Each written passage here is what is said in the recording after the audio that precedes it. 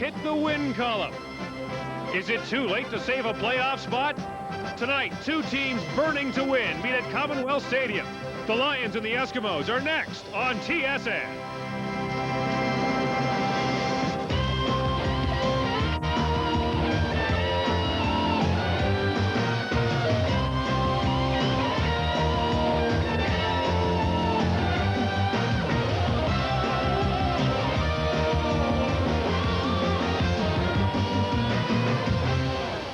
TSN presents the CFL Game of the Week. Tonight's game from Edmonton is brought to you by Pepsi. Gotta have it. It's the Lions in Tracy's Den. BC comes to Edmonton to face the red-hot Eskimos on a gorgeous day for football in north-central Alberta. The Lions and Eskimos tee up the second half of the season right here on TSN. Good evening, everyone, and welcome to Commonwealth Stadium in the CFL Game of the Week. I'm Gord Miller. Tonight, we may very well see a ground war. In the BC Lions, you've got John Volpe, a man on pace to score a record 24 touchdowns this season. On the Eskimo side of the ball, you got a team that loves to run it. In fact, they do it more often and better than any other team in the CFL. It's kind of a throwback, and it's pretty fun to watch. It should be tonight. For more on this evening's game, let's go now to the press box with John Wells and Leif Pedersen. Right you are, Gord. No secret these two teams want to run the football tonight, and that means that the outcome will likely be decided by the big guys up front. Right, Leif? Oh, John, every week you usually hear, well, whoever wins the battle of the trenches is going to win this game, and sometimes it's true, sometimes not. Tonight it is extremely meaningful because obviously both teams want to establish their running game and try and dominate the game by the run. So that means the big guys up front, whoever win the little individual battles, they will probably end up winning the big war. So in light of last week, what Edmonton did on the ground, BC is in tough because Edmonton's running game is pretty good. Excellent. 226 yards against the Calgary Stampeders last week. And here are the guys who did it. Marshall, Ham, and Michael Souls for a total of 226 yards. Souls leading the way with 105. So it's three Eskimo runners against one lone runner for the BC Lions. It hardly seems fair. Can John Volpe respond? Well, he's the league's leading rusher. I mean, he's a tremendous running back, but, when you look at balance, I kind of like the team that has three guys that can do it, so you never know where they're coming from, but BC's a team that can line them all up and just run one back at you and be very successful. Offense hasn't been a major problem for the BC Lions this season. Defense has. Now that they've got Barrett back and Ray Alexander, it could be a pretty good night as the Lions look for their second straight win.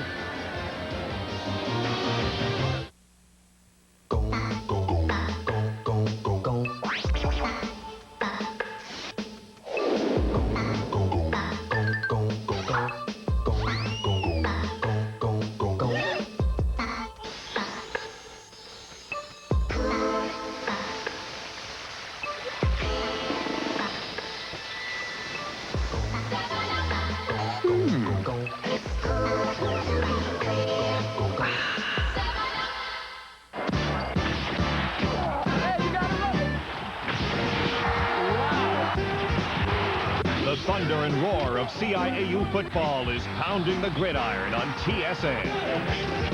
Don't miss Canada's hardest-hitting teams claw their way to the Vanier Cup. TSN kicks off the CIAU season with the Battle of Alberta between the Golden Bears and the Dinos. Saturday, 3 Eastern on Real TV, TSN.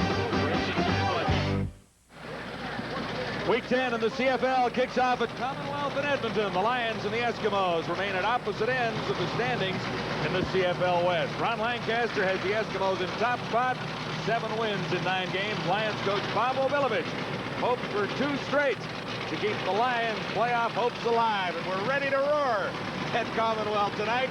There's Shirley Muldowney. I don't know if she's going around the track or not, Lee.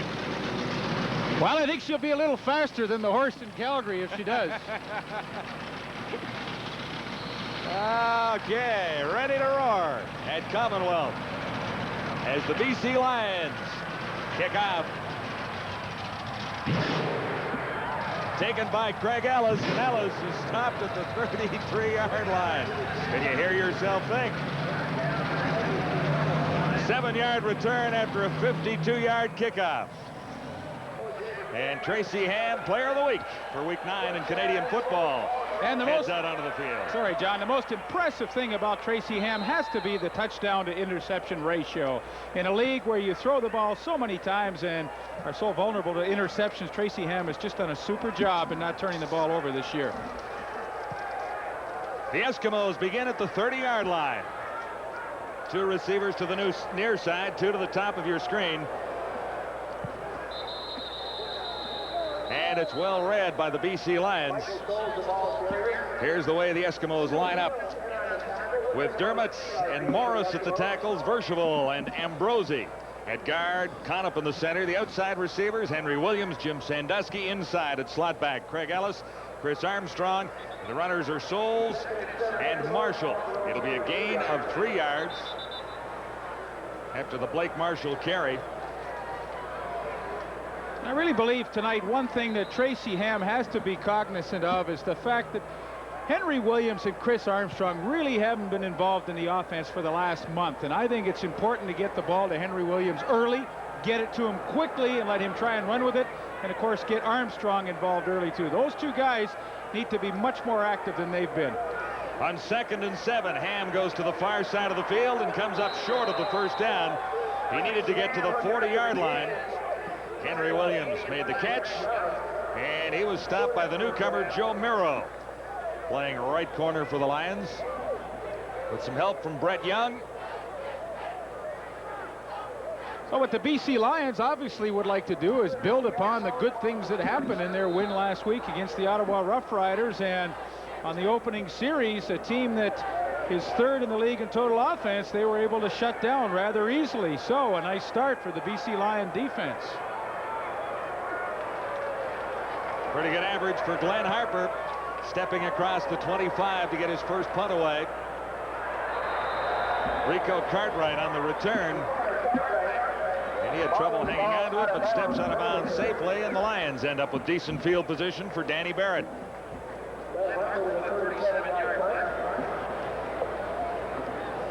Second game back for Barrett, and he was great last week against the Ottawa Rough Riders. And those numbers you see are after 4 games. This is his 5th game of the season.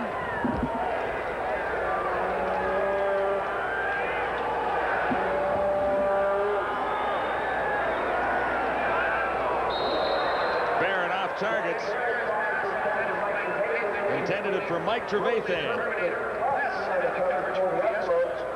Steve Rhoda Huskers and Jim Mills are the tackles. Inside, Jamie Terrace and Leo Groenwagen. The center is veteran Ian Sinclair. Ray Alexander back for the 3rd time this season, with Darren Flutie on the other side, Matt Clark, Mike Trevathan, and the runners are John Volpe in particular and Ryan Hansen occasionally. 2nd and 10, Lions at the 33. The blitz is on, and the sidelines. Barrett makes contact. Ray Alexander, the catch, forced out by Eddie Thomas. And Ray Alexander is the most important change that the Lions have been able to make. A good move that time on Eddie Thomas to the outside, but with his presence back in the lineup, that gives the receiving corps some balance, and the defense can't just overload to one side. A good job by the offensive line to pick up the blitz and give Danny Barrett the necessary time to throw. 1st and 10, and John Volpe has his first carry of the night. A couple of yards for Volpe, who leads the CFL in rushing. He was met by Dwayne Odom, number 36.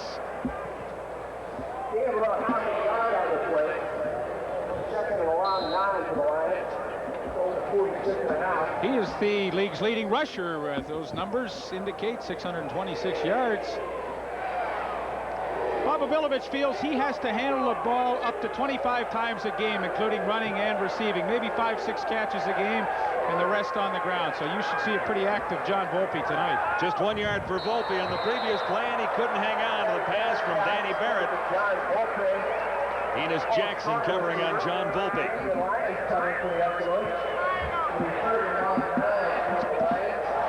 Early in the opening quarter at Commonwealth in Edmonton.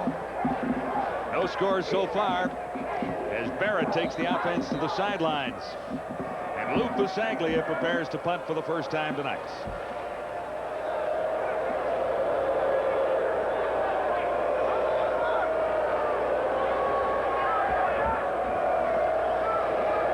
Pasaglia will step across his 35 to get this third down kick away.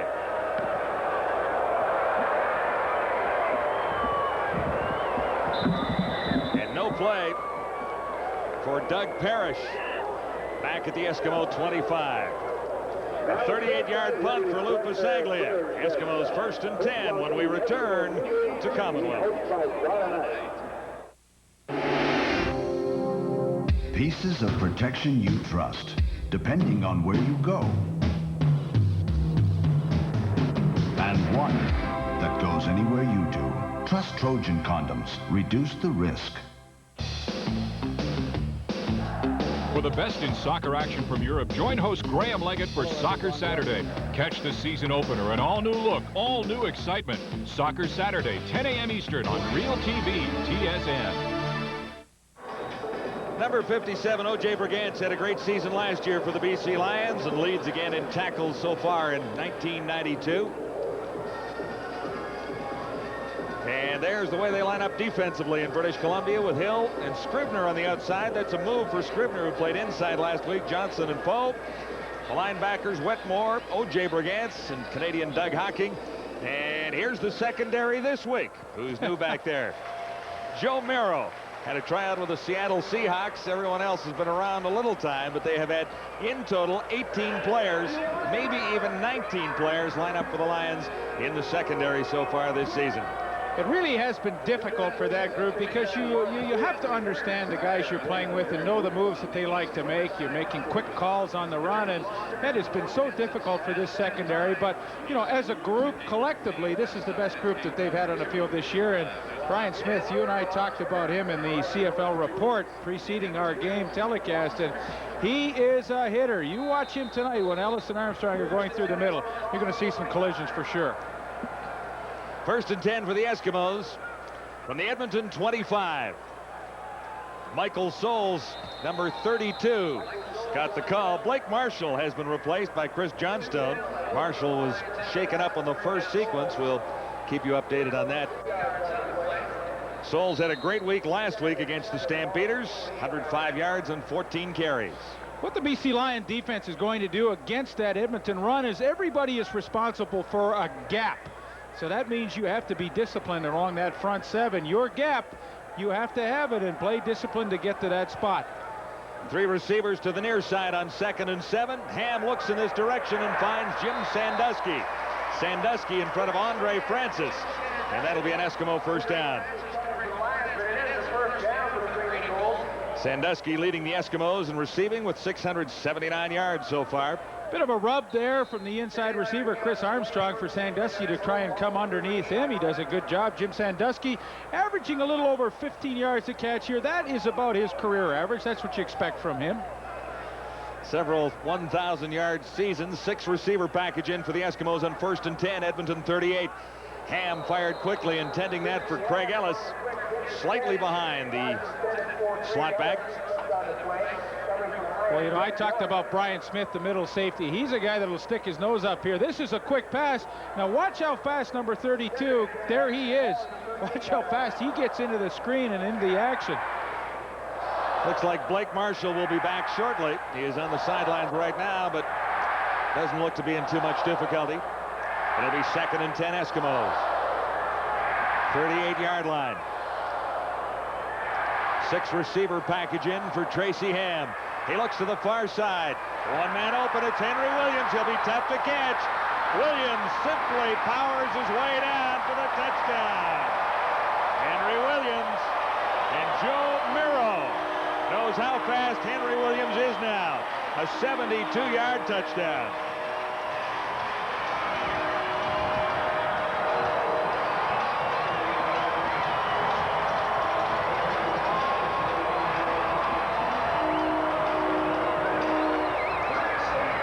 Joe Miro makes the cardinal mistake a rookie corner might do. Look, he gets caught to the inside, and with a receiver of Williams' speed, you have to force him back to the inside to get some help. There's no help when Williams breaks to the outside. Clear sailing with his speed. No one will catch him. A 72-yard catch and run. And already the BC Lions find themselves in trouble. A rookie mistake in that secondary, something that's plagued them all season long. Fourth touchdown of the season for Henry Williams. At least the fourth touchdown receiving. He has a couple on punt returns. Well, it's interesting. In the opening series, I said Henry Williams had to be more involved in this offense. He has too much explosiveness not to get him the football. This is his second reception, and this is a hook pattern. I mean, he's caught the ball about 15 yards downfield, but hey, watch what happens. Just a little move to the outside, and it's all over. So a 15-yard catch becomes a 72-yard touchdown. He is a weapon that they have to go to time and time again. Henry Williams beat Joe Miro, and Brian Smith, the safety, came over and couldn't catch up.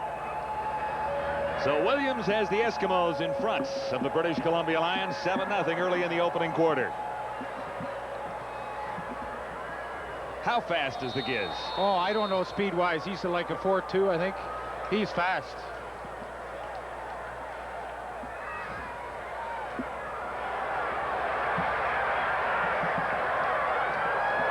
Out to the 35.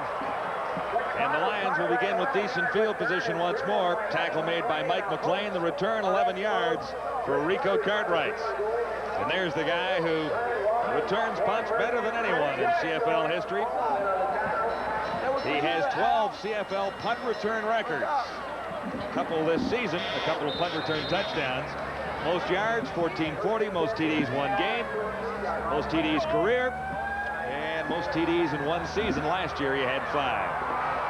And it was a tough welcome to Canadian football for Joe Miro out of LSU. John Volpe. He goes off tackle in the running. Tough against the Eskimos there with Willie Pless standing right in his way, number 39.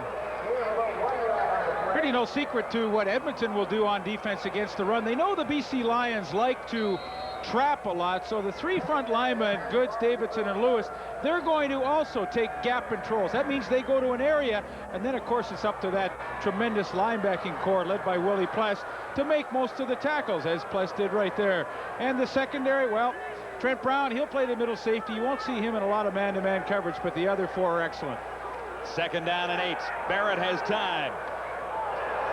And he has Darren Flutie. Flutie gets to the 50-yard line inside Eskimo territory, and Enos Jackson over to make the tackle. Flutie's first catch of the night and his 45th of the season. That for 23 yards. Boy, he and Jim Sandusky are so similar in their styles. They both average right at 15 yards a catch. They're technically so good. Darren Flutie with the hooks, the outs, the ins. He works a defensive back well, and you know, in 2nd and 8 situations, he's a guy you'd love to go to.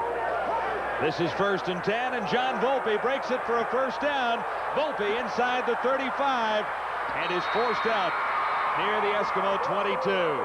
Finally pushed out by right cornerback Damian Lyons. 27 for Volpe. Here's how it looked. Jim Mills has been an all-Canadian tackle. Now they pull both Groenewegen and Mills. They come across. Watch the kick-out block that Jim Mills gets. I believe it's on Dwayne Odom, number 36. Oh, here it comes right there on Larry Ruck, and that springs John Volpe for the extra yardage into the secondary. But Jim Mills came a long way for a big man to make a key block. So the Lions are set up at the Eskimo 21 on first down. Barrett looks one way, goes the other, and Alexander can't bring it down. Slightly high for Ray Alexander in front of Enos Jackson.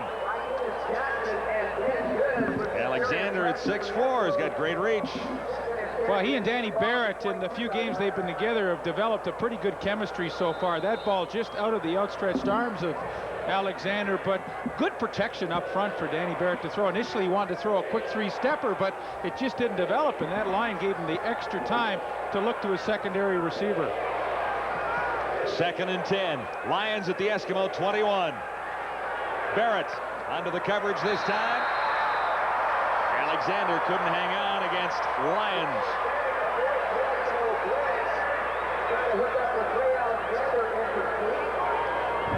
So after a couple of big plays, including a 27-yard run by John Volpe, the Lions will be forced to settled for 3.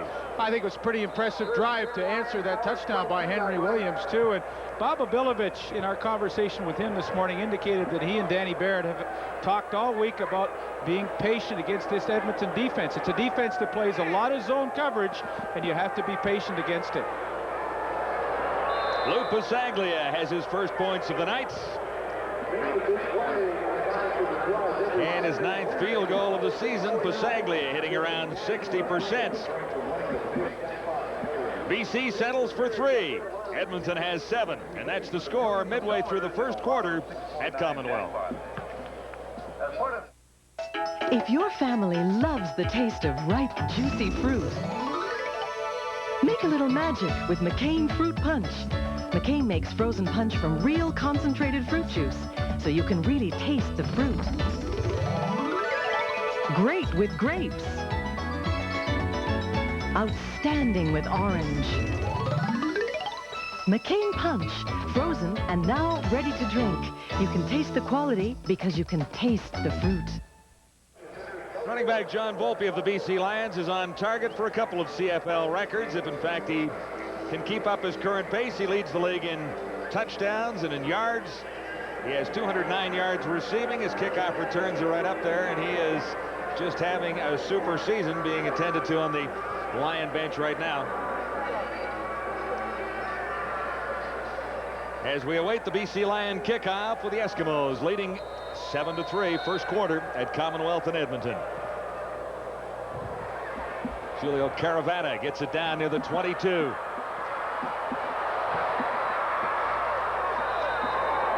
Mark Scott's leading the tacklers, his 17-yard return.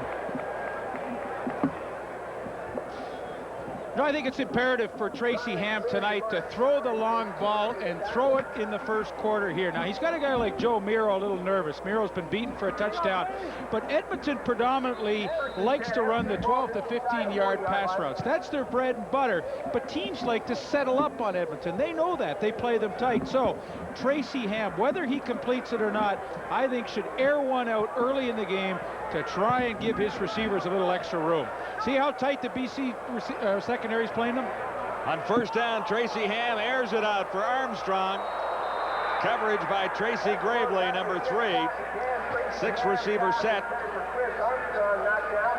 You know, they didn't complete the pass, but really, I mean, you love to complete it, obviously, but he did the right thing. He's established something. He's established the fact that, hey, we're going to try and go deep on you guys. If you want to come up and play us that tight, we're going to throw over the top of you, and sooner or later, we're going to hit the big play. So hopefully that gives his receivers a little more room. And Ham will operate from the shotgun once more. This is 2nd and 10. Eskimos at the 40-yard line, leading by 4 at 7-3. Ham gets some pressure now on 2nd and long, throwing on the run, and he's picked off at the 55-yard line. Andre Francis, number 1, coming over from his left corner spot. First turnover of the night goes to the BC Lions. Not so sure Sandusky didn't slip on the play. He looked to be the intended receiver. The BC Lions get a fair bit of pressure on Tracy Ham. Ham initially wanted to throw quick to Blake Marshall. When he was covered, now he has to scramble, and just as Stu Hill was getting there, he threw the ball back across his body into a lot of traffic, and sometimes you get away with it. That time Tracy Ham didn't. Andre Francis gets the pick, and the BC Lions, after a successful drive the last time they had their hands on the football, get it back in a hurry. 9th interception given up by Tracy Ham this season. On first down, Barrett for Ryan Hansen, and Hansen has a first down for the BC Lions. He is inside the Eskimo 45 and stopped by safety Trent Brown. Fun for Ryan Hansen to get his hands on the football. He really doesn't get to touch it too much. That's only his 8th catch of the year. John Volpe is the focal point in their running and receiving attack out of the backfield, but a well-executed screen play, and that's a good call against an Edmonton defense that in the past month has played it pretty soft.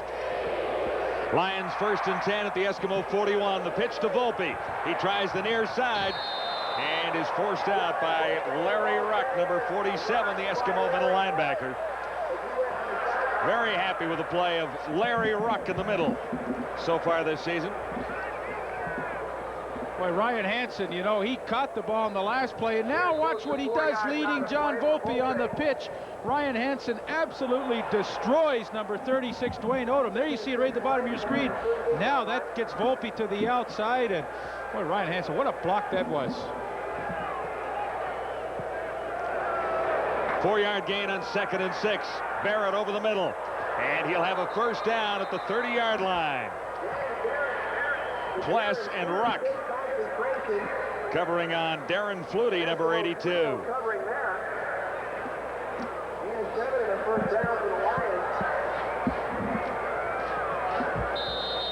Darren Flutie, the middle receiver in the trips package, and he just settles into an open area. Hey, there was really no room at all to get the ball in there, but Barrett had confidence that he's a good zone receiver, Flutie is. He can find a spot, stay there. Barrett just threw it to a spot, expecting Flutie to be there, and he was. 3 receivers to the far side of the field, and they hand off to John Volpe. Coming across behind the tackle, and Volpe grabs about 4 yards, met by Willie Pless, number 39. Kept the game down to just 5 yards. And you want to see the heart and soul of an Edmonton defense? Look at the numbers from last week against Calgary. Boy, those two fellows patrol the inside with tremendous authority. You know, Danny Bass retired. He had a tremendous career with Edmonton at linebacking corps, but Larry Ruck has come in and filled his spot unbelievably well this year. The gain for Volpe is spotted at 5, and this is 2nd down and 5 more to go as Volpe makes the catch, and there's a penalty marker down. Stephen Jordan was covering on John Volpe and had him surrounded almost immediately after he caught the ball.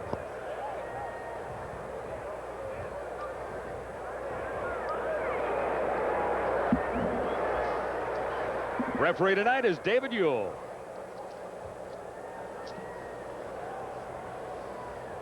And the holding call goes against the British Columbia Lions. 3:17 to go in the opening quarter with the Eskimos in front. 7-3. So this will be 3rd and 5. So the Lions have had a couple of drives that have moved efficiently inside Eskimo territory and stalled rather quickly. Now, Saglia connected on the field goal last time. And the good news is, though, they get the turnover on the interception by Andre Francis, and now the offense has a chance to score points from that turnover. And Lou Pasaglia is 2 for 2.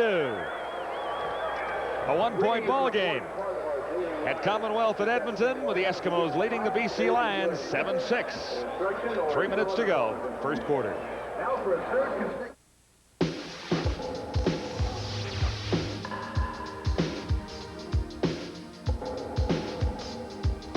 The fascination always existed. The human body, without doubt, is the greatest of inventions. Flawless in design, capable of astonishing feats. Amazingly, the harder the body is worked, the stronger, more beautiful it becomes. To unlock your body's potential, we proudly offer Soloflex. 32 old-fashioned iron-pumping exercises, each correct in form and balance, all on a machine that fits in the corner of your home. Soloflex, simple and efficient, like the body itself, which may explain why it looks less like a machine and more like a work of art. For a free brochure, call anytime. Protecting Joe Miro is the big question right now on the BC sideline. He got burned by the gizmo for the touchdown earlier. BC switched to a zone-type defense. At one point, they found themselves with linebacker Doug Hawking covering Gizmo. They don't want that. They just had a meeting on the sidelines to discuss how they can combine their coverages so that the rookie Miro gets some help, but they don't get mismatches like they had on the last series. It's a concern, and it's a headache that Bob Obilovich has had all season long with new players in his backfield. Hawking on Gizmo, that is not even fair. No, I don't. The sound of it makes me shudder. I don't know.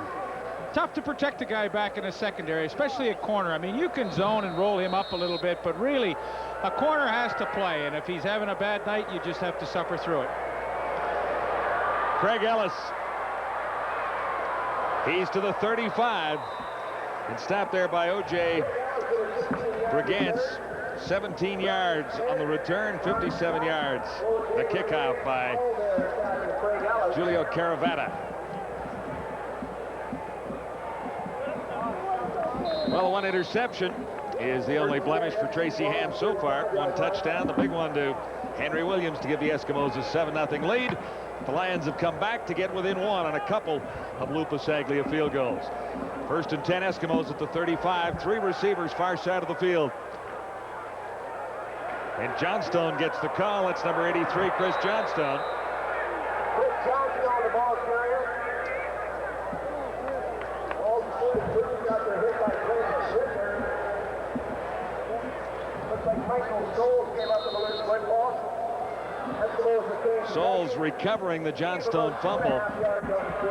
2:12 to go in the opening quarter.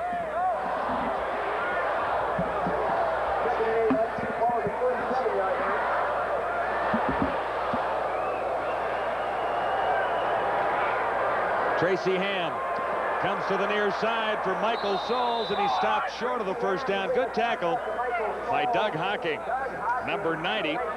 Hocking lines up at one of the linebacker spots for the Lions. Well, Doug Hocking will go to the wide side of the field. Paul Wetmore will go to the short side for the simple reason that Doug Hocking has more speed to cover to the field, and this is a perfect example of it. Soles has the ball quickly in the flat, but Doug Hocking, number 90, has the speed to get there and haul him down short of the first down. I mean, good strategy on the part of the Lions. They know the abilities of their players, and they're putting them in the right spots. The Eskimos go gambling on 3rd and 1. They'll have to get across the 45-yard line. Tracy Ham, good fake, and Ham squirts around the corner and gets the first down by himself. Penalty markers are down after the tackle. Brett Young leading the BC Lion tacklers, and we'll see what the infraction is.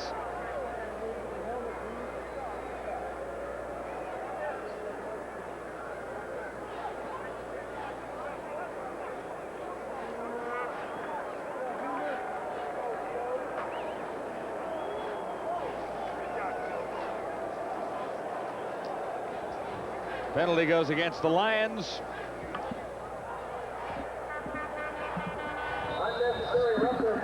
And it was piling on unnecessary roughness after the tackle was made on Tracy Ham. So the Eskimos get out across the 50-yard line into BC territory as a result, with 1:02 to go in the opening quarter. Ham handing out to Michael Soles. He'll have the first down, and yards to spare as Soles takes it all the way down to the BC Lion 30. Finally stopped by Brigance and Francis. 19 yards for Soles. Watch the huge hole. Watch Chris Morris to tackle. Pass block and sets. That brings everybody to the outside. He kicks out. Marshall leads up for Michael Soles, and a huge hole is created, but it's a kind of a draw trap where they get the defensive lineman coming upfield, and there was a great hole created by Chris Morris. Eskimos are now 1st and 10 at the 30, and stopped short of the first down. Michael Soles, he ran into O.J. Brigance, number 57. And really, O.J. Brigance is going to be the key to this defense tonight, and if they can control the running game of Edmonton, I don't think in their wildest dreams they can shut it down, but Brigance with his speed is going to have to really patrol from tackle to tackle, and if BC's defense is going to have a good night, I'd say O.J. Brigance has to have at least 12 tackles. Michael Soles lost a yard in the previous play. This will be 2nd and 11. The Eskimos now move back to the BC 31. Ham just gets it away, looking deep. And no catch. Sandusky on the far side with coverage by Joe Miro, number 18. And don't think that Tracy Ham's not going into Joe Miro's area. Really, Sandusky was in behind him, and it was a poor throw, or Miro was once again in huge trouble. 3rd down, the Eskimos likely looking for a field goal. When we return, the first quarter is over with Edmonton up by 1. Check the map. Cancel that order, guys. Oh, right. Yeah. Let's see. You want a Coke? No, make it a Pepsi. Well, what's the difference? You said that.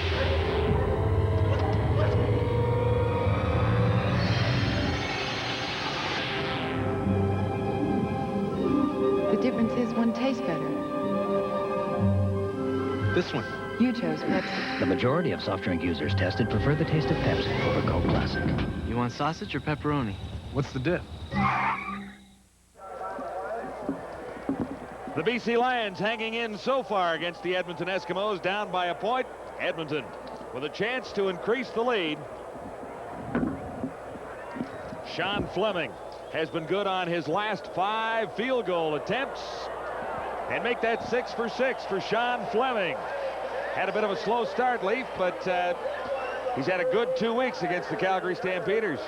You know, we talked to Ron Lancaster throughout the course of the season so far, and of course, were you worried about Sean Fleming? And at one point, I think he was really concerned about their field goal production, and after he kicked 5 in a row, we said to Ronnie this morning, are things a little better? Are you a little more relaxed with Sean Fleming? He says, no, I will not be relaxed with our kicking game until the end of the year. And I think that's true with a young kicker. He has to prove himself and establish that he can be consistent over a whole season's basis.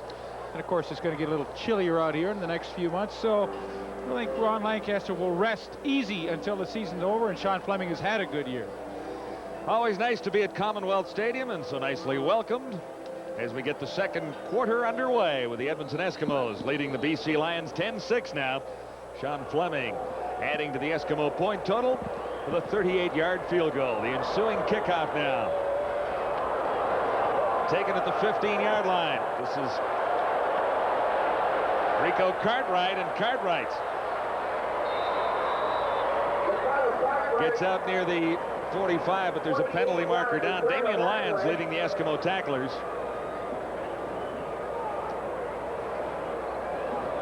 And they'll likely take this one back for a blocking infraction. Lions have had a little tough luck on that. Holding against the BC Lions being indicated by referee Dave Ewell. So it turned out to be a pretty good run for Rico Cartwright. Doesn't turn out quite that way as they take it back to the 15.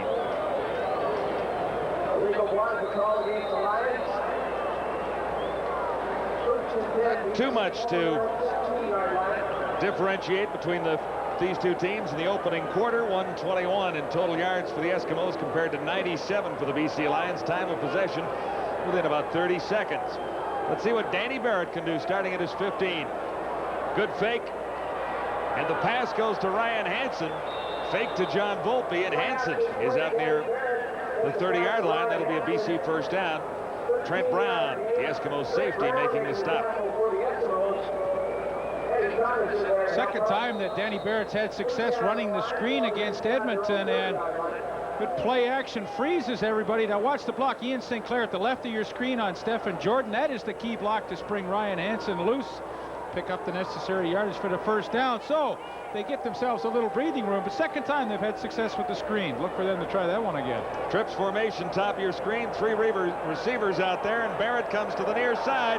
He has his man, and that'll be a first down as Alexander makes the catch and rolls to the 45, stopped by Trent Brown.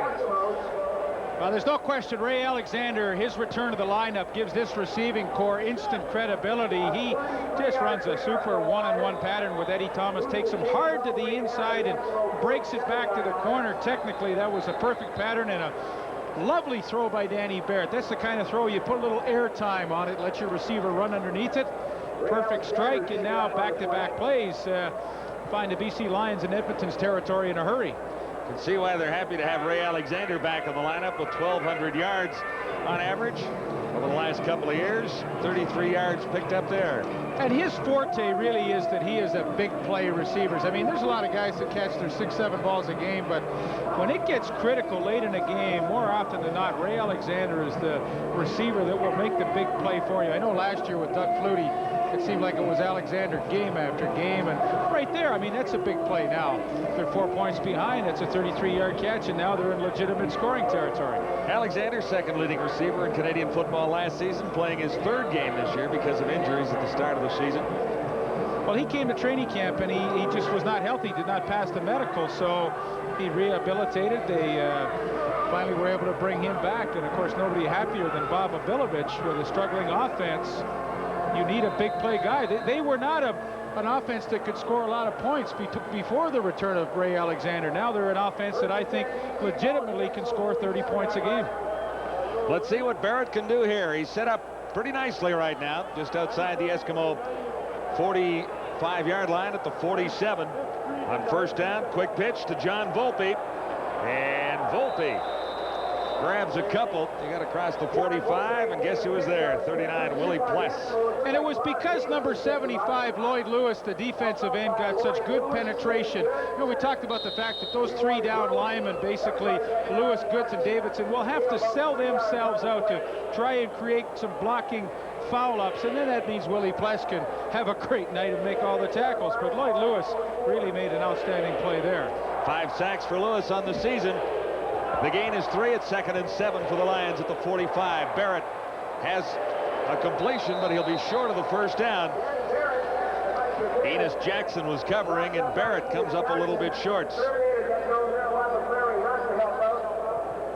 But Danny Barrett is following the game plan to be patient and peck away at that Edmonton defense, but there comes a time in the game where he has to decide, hey, 2nd and 8, I have to throw downfield at least 10 to 12 yards to make sure I pick up that 8. I can't throw it 3 or 4 and hope I run for another 4. So sooner or later, he's going to have to be a little more aggressive in his play selection.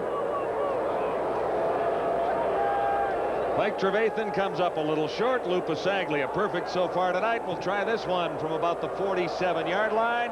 And this one is no good. Henry Williams gets it out of the end zone and does a good job out near the 15-yard line. Stopped by Tim Lorenz. So Pasaglia good on 2 of 3, and the Lions still trail by 4.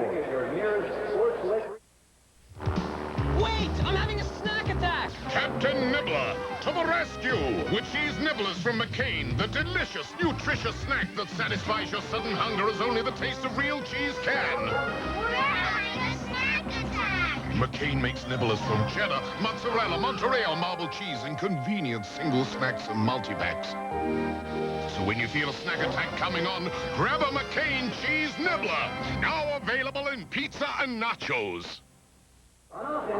At the start of the game, we talked about the vaunted Edmonton running game. It's taken 2 significant blows here tonight. Blake Marshall has re-injured a shoulder that he hurt Monday against the Calgary Stampeders. He is questionable for the rest of tonight. And Tracy Ham is nursing sore ribs. That's also an injury he suffered on Monday. So the short week from the Labor Day game to this one is beginning to take a toll on the Eskimos. Well, that'll change the game plan just a little bit, where they had such great success with Marshall and Michael Souls running last week, along with Tracy Ham for 226 yards. Ham may have to make a few adjustments down there. Well, I think they'll still try and run it with whoever is in there, Chris Johnson, Michael Souls, Brian Walling and company, but Tracy Ham now from a 50-50 type of pass-run ratio will probably step that up to around at least 60-40 pass to run.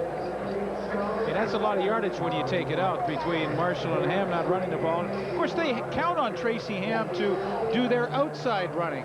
Marshall and Souls are the bangers between the tackles, and Tracy Ham is the guy that can get it to the outside. Eskimos averaging 166 yards per game along the ground. Trips formation, far side of the field. 1st and 10. Eskimos at the 15. Michael Souls got the call. And Souls met O.J. Brigance.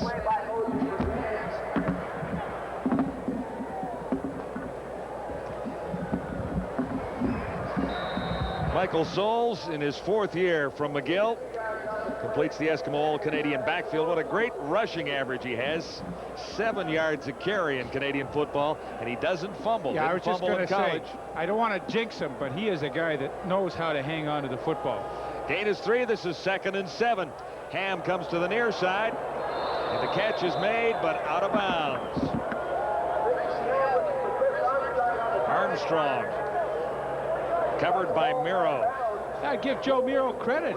He did a really nice job on Chris Armstrong. Armstrong with a pretty good pattern working back on an angle towards the sidelines, but Joe Miro was right there, and Tracy Ham knew it, so he had to throw that ball a little farther to the outside than he wanted to. Consequently, Armstrong out of bounds, and the BC Lions, I think, have had an excellent first half on defense so far. They've given up 10 points, but they've done a pretty good job, better than they have in the past. Eskimos lead it by 4. It's 10-6. Edmonton in a punting situation as Harper stands back near his 5-yard line. This one is blocked. Loose ball. And the BC Lions should likely get possession. Spencer McLennan got through to block the punch from Glenn Harper. We talk about a team that's struggling and the types of plays that will give them a huge lift. This is it. Block punt. Nothing like it to pick up a team. And of course, for the Edmonton Eskimos, it's pretty deflating. But Spencer McLennan with a tremendously good effort from the outside to come in. He gets the block. Out of bounds. Second turnover. Off a line and out of bounds. And here it is again. Harper tried to get it away. Spencer McLennan was there. And the BC Lions have a first down inside the Eskimo 20 at the 19. The pitch to Volpe. He can throw off this and looks to the end zone. Volpe. Not quite. Intended it for Ray Alexander. And Enos Jackson batted it away. Oh, I like the call. It wasn't the prettiest play you're ever going to see, but the element of surprise was sure. They're trying to quickly take advantage of the turnover, block punt, and John Volpe, I think Ray Alexander did a good job to make sure nobody else caught that ball. 2nd and 10. Lions trailing by 4 at the Eskimo 19.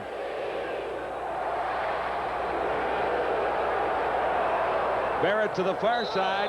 Catch is made about a yard short of the first down for Darren Flutie. We'll see where they spot the ball. Good pattern by Darren Flutie, but I honestly think he's got to take it a little deeper because Danny Barrett's rolling out. When he rolls out, that means the receiver's going to have more time, and by Flutie cutting it off a little short, he winds up a yard short of that first down marker. So the BC Lions will have to gamble.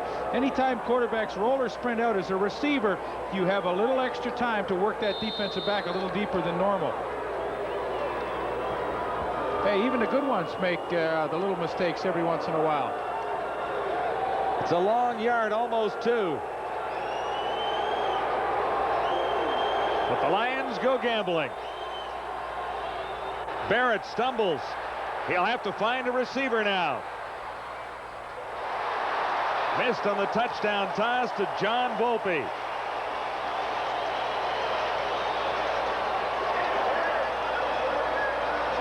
And Volpe is shaken up.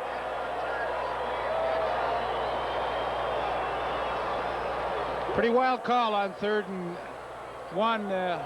Volpe was open. I mean, Danny Barrett in a desperation move tried to hit him in the end zone.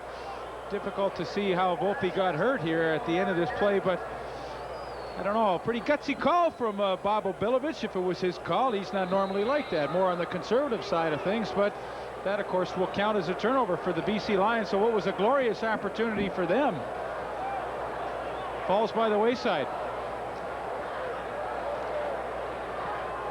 Volpe just winded. It'll be first down for the Eskimos as Ham goes over the middle and has his man at the 31-yard line. Merrill was there to make the tackle with Smith. Craig Ellis has the football for the Eskimos. Big play for Tracy Ham, covers 24 yards to Craig Ellis. Well, Craig Ellis will probably see a few more balls now that the Edmonton Eskimos running game has been depleted with the lack of Blake Marshall. That's good news for Craig. It doesn't look as though Blake Marshall will be back in this football evening. So Michael Souls will carry the bulk of the running game, and got a call there, met by Keith Poe. Number 32, Michael Souls, out of McGill, where he was the all-time rushing leader at the university. 4th season in the Canadian Football League. The gain that time, 1 yard. It is 2nd and 9. Eskimos.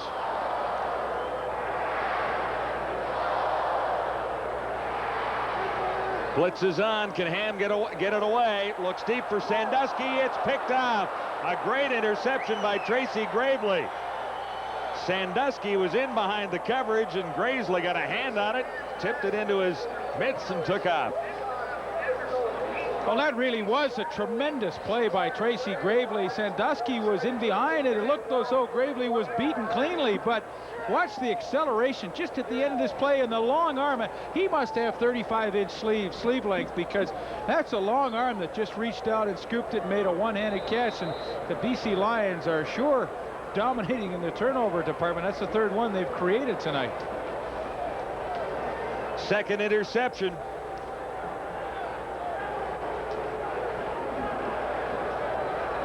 And that sets the Lions up with a first down at the BC 50. Here's John Volpe taking the screen pass. And Volpe takes off. He is inside the Eskimo 40. Stopped by Enos Jackson. Pretty good night for Tracy Gravely with 2 interceptions so far. Third time now Danny Barrett's called the screen. Each time they've had great success. The BC offensive line, Ian Sinclair out in front leading it, and the screen play is a good play against an Edmonton defense that likes to rush 4 or 5 people and drop everybody else off. There's usually lots of room. First and 10 at the 39. Sideline pattern for Alexander.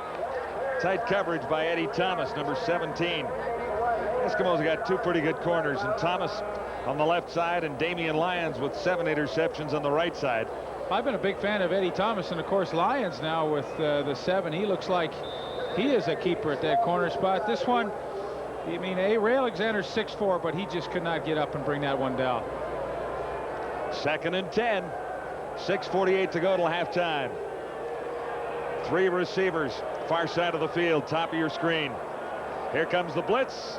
Barrett got it away to Alexander. And Alexander forced out after the first down by Eddie Thomas. We talked about Eddie Thomas, John, being a pretty decent one-on-one guy, but Ray Alexander commands tremendous respect around the league, and he works the inside shoulder of Thomas and then breaks to the outside, gets Thomas completely turned around, and technically you don't run it out any better than the one you saw right there. 14-yard gain, and that sets the Lions up inside the Eskimo 25. Here's John Volpe again. Nice run by Brian Hansen, I should say, number 34. Nice run by Hansen. And the thing that Danny Barrett is doing so well in this drive is mixing his plays up and keeping the Edmonton defense, which is a pretty tenacious group, off balance. Screen, you've got the out, the Alexander, now the draw to the outside with Ryan Hansen. The Edmonton defense kind of on their heels.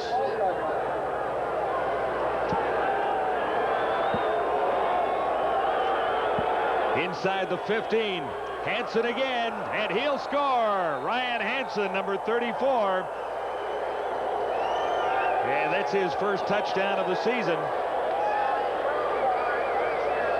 So the BC Lions have taken advantage of the interception by Tracy Gravely and marched efficiently to the Eskimo end zone. And now, is this the same BC team as we saw a few weeks ago? My, no, oh my. It's not. What a difference. The intensity level is at a real high for them. Their blocking schemes are crisp. They're running the ball well. I mean, this does not look like a team that has only won 1 game this year.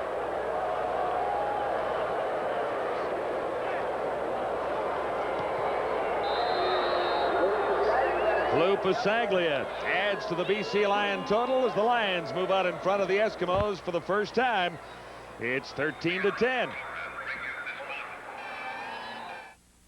What you need in copiers is Sharp thinking about business. an impressive award-winning line of copiers and the new SD3075 Master Series, Sharp's most advanced high-speed, high-volume copying system.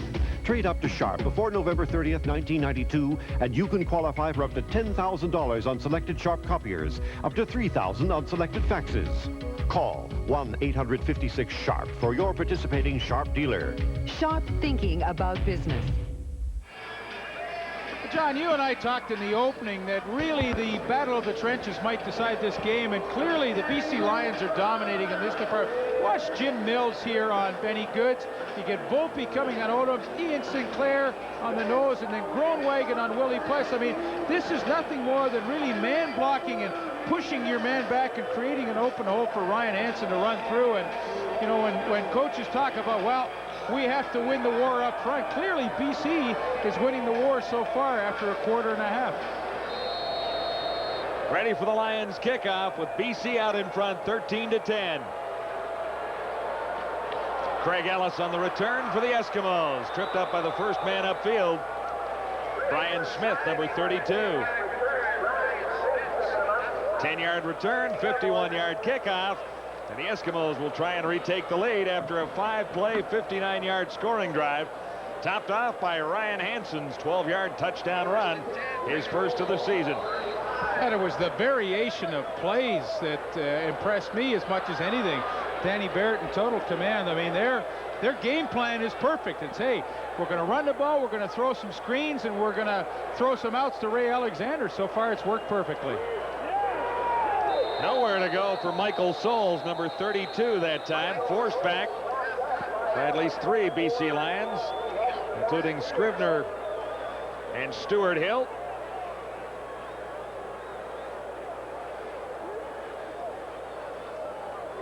A couple of sacks for Stu Hill against Ottawa last week, 7 on the season.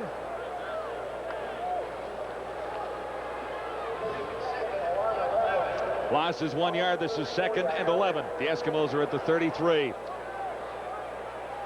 Trips formation with 3 receivers near side of the field for Tracy Ham.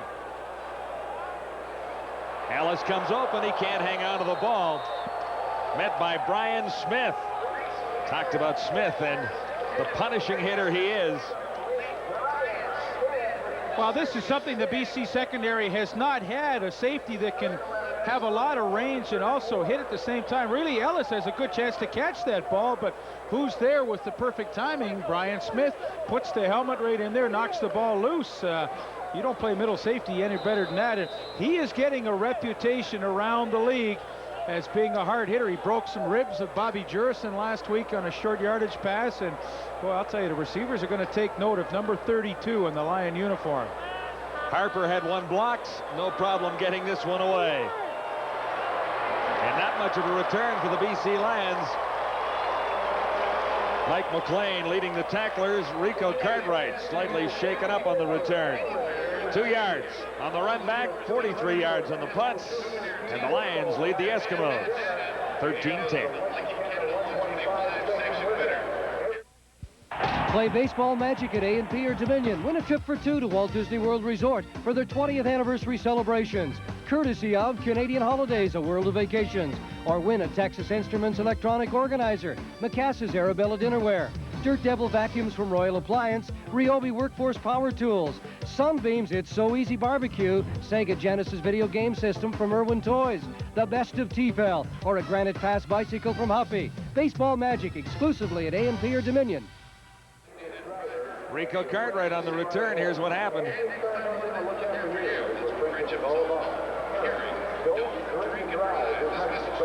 There's Dwayne Odom coming in, and really that got the hand up in the face mask. There was no penalty, though. Should have been. And he reached for it, let go quickly, but obviously got away with that one. Rico seems to be okay. Gord. But guys, the Edmonton Eskimo defense just got a tongue lashing on the bench from defensive assistant coach Mike Nelson, who told them that's as badly as they've played all year long. He said they were not playing the run the way they were supposed to. What they're supposed to do is drive the running backs towards Willie Plesh and Larry Ruck. They haven't been doing that. He says you've got to have pride against a team like this, because right now, these are his words, they're stuffing it down your throat. Well, and that's a direct quote. Yes, and the biggest problem that I can see from my perspective is they are just not aggressive tonight. They are playing very passively on defense. Usually they're a group that really does some hard hitting, and you hear the helmet popping all the way up here. Tonight, that just has not been the case. First down, BC. Barrett rolled out and had Ryan Hansen open. Hansen couldn't make the catch. Danny Barrett will come back to that play again. Maybe not the next one, or not for a few series, but that play with the play action, sneaking Hansen out in the flat, was absolutely wide open, and he will file that one away in the memory bank. It'll be 2nd and 10. Lions at the 36, leading the Eskimos 13-10 with 4:14 to go till halftime. 3 receivers near side. Barrett comes back this way and has a connection with Matt Clark. He'll be short of the first down. Really Pless in on the tackle again. 79 catches, 1,530 yards for Matt Clark in his rookie year. Off to a tough start this year. The last few weeks has been playing better, but I think the defensive backs and the defensive coordinators around the league certainly have a better idea of the abilities of Matt Clark, and they have been defensing him a little better this year. Lions go gambling on 3rd and 1. They'll have to get across the 45-yard line for the first down. Barrett keeps himself, and it'll be close. This is really close. Well, you see the value of an offense with a Blake Marshall or somebody like that in it when you're 3rd and 1. I mean, it's almost guaranteed. For BC tonight, it's been an adventure. Barrett went looking for a first down on 3rd and a long yard. We'll see if he got it right about now. Any portion of the football, and made it by 6-8 inches, Leaf. Wasn't even close. Could have been costly. 3:21 to go till halftime. Lions in front. The drive continues. BC leading by 3 on the front running Edmonton Eskimos. Lions from the 46. Barrett handing out to John Volpe. Volpe, a good move to grab a couple of yards. Stopped by Enos Jackson and Stephen Jordan. Looked to be stopped behind the line, but he squirted through for a couple.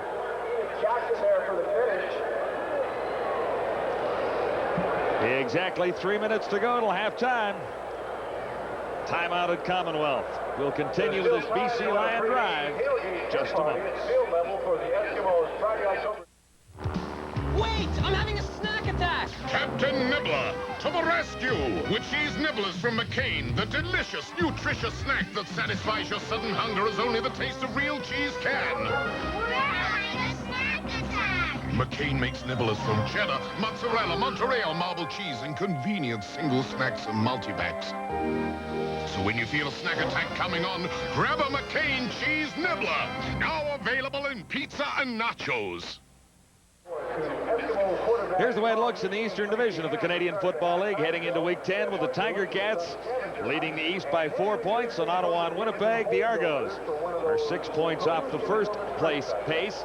In the West, the Eskimos by 2 and the Stampeders, followed by Saskatchewan, and the BC Lions looking sharp tonight, hoping they can make it 2 weeks in a row in the win column. Other games this week, the Tiger Cats against the Ottawa Rough Riders should be a good one. Stampeders against the Argos. Both teams could use a win there, Saskatchewan and Winnipeg, and that's almost a toss-up after the Riders won last week. Ron Lancaster watches this game with interest, and also the one on Saturday afternoon, Dinosaurs Golden Bears on TSN. And young Lancaster, Bob Lancaster, the starting quarterback for Tom Wilkinson's University of Alberta Golden Bears. Well, that should be an interesting game tomorrow, and Gord Miller is going to make the trip down there, call the play-by-play for that one Saturday afternoon, and there you see we will have it for TSN. I know I'm going to watch it. After a gain of 4, it's 2nd and 6. Barrett releases in a hurry. Intended that for Darren Flutie, and was slightly behind his receiver. Thomas was covering on Flutie. I think this is a good move by the Edmonton Eskimos. They bring Ruck, they bring Pless, they bring everybody. They have to change the pace of this ball game. They defensively are pretty flat, as Gord Miller mentioned, and I think they have to change it up like they did right there and try and create some havoc. Danny Barrett has been allowed to be pretty comfortable back there, although he hasn't had a huge night passing. He also has not had a lot of pressure or hands in his face, and I think strategy-wise, Edmonton was very smart to bring a few extra people. Not much of a breeze behind Lou Pasaglia as he steps across the 40 to get this one away. Henry Williams has the lone touchdown for the Eskimos tonight, picking it up at the 15, and Williams scoots all the way to the 30-yard line. Didn't look to be much running room, but Giz found 16 yards before Donovan Wright made the tackle.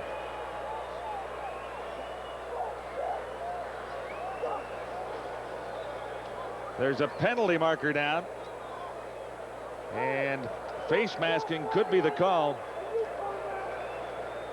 against the BC Lions. Rough play, and the Eskimos Get a few extra yards. Another look here. Might see it at the top left. Well, there's face masking there. Not sure that was the that call. wasn't the official indication from Davey. There was a little altercation off to the side there. Couldn't quite catch the number, but from the 45, Williams makes the catch from Tracy Ham, and he'll be close to a first down.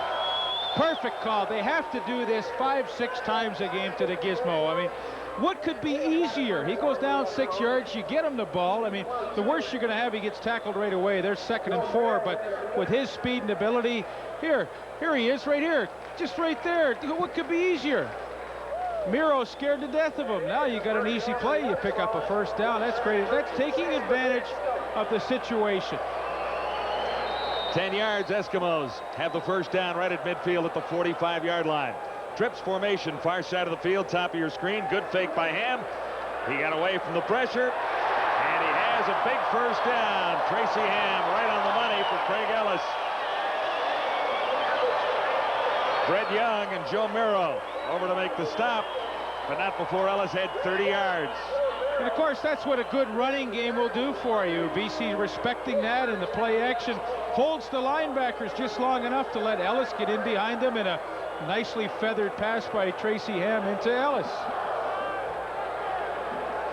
1st and 10, Eskimos at the 25-yard line of the Lions with 2:08 to go till halftime. BC in front by 3. Ham for Armstrong. Another first down as Armstrong squirts away from one tackler. Gravely finally slowed him down with some help from Brian Smith. Edmonton Eskimos count on their running backs to do a lot of blocking on defensive ends, and Chris Johnstone on Stuart Hill does a super job. Notice how he was really square to Hill when he made that block, and Hill couldn't overpower him. And of course, the result is Ham has enough time to pick out a receiver and keep a very impressive drive going. Eskimos at the BC 11, and a procedure call will slow things down here. It's 1st and 10, Edmonton at the BC 11-yard line. Lions 13, Eskimos 10.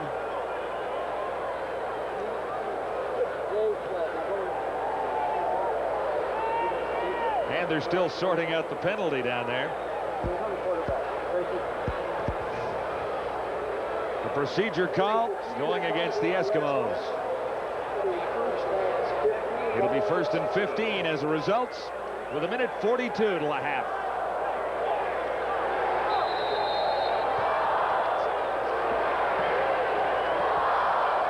Three receivers far side of the field. A trips formation over there, and Ham looks to the end zone for Craig Ellis. Covered by Brett Young.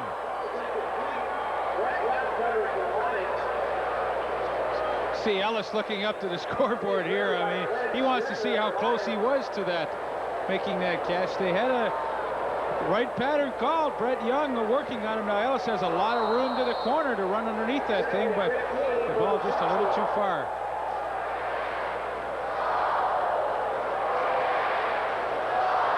So it'll be 2nd and 15. Eskimos back to the Lions' 16-yard line. One more crack at the touchdown for Ham here. And the blitz will be on. Ham got away from a little, but not all, of the BC Lion pressure. Well, the blitz was on, and all three linebackers were coming. Everybody, when the BC Lions were backed up on their deep in their own territory, they decided they have to try and force the issue a little bit, and they were successful in doing so. Doug Hocking finally coming up with the tackle. I don't think it goes as a sack, but nevertheless, Tracy Ham, when he's running, is so dangerous. I think Hocking should be very pleased he was able to drag him down from behind and allow Sean Fleming to come into the game. Hocking had a big week last week against Ottawa with 5 tackles, and actually that's what won him a starting job tonight. Fleming is in. 1 for 1 tonight. Make that 2 for 2. And Sean Fleming has connected on his last 7 field goals. Going back through 3 games, he also has the Eskimos into a tie with the BC Lions, approaching halftime at Commonwealth.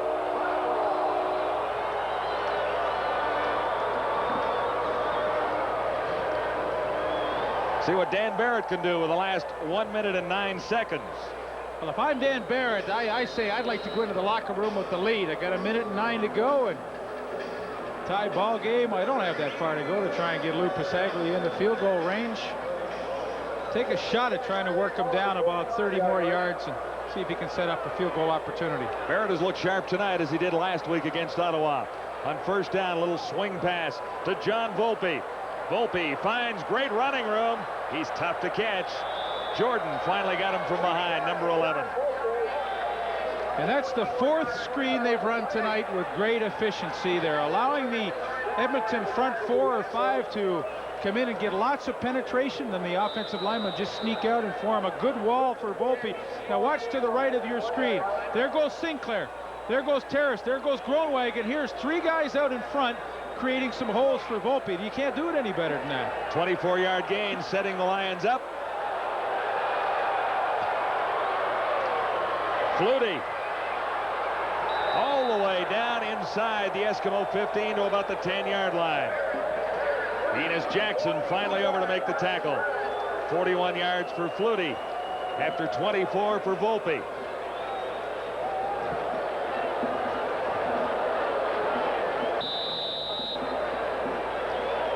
Pretty heads up play by Flutie. He realized he wasn't touched, able to get up and go for a few more. 1st and 10 for the Lions at the Eskimo 10. John Volpe, touchdown. So the Lions are back in the lead. 3 plays and they hit the end zone.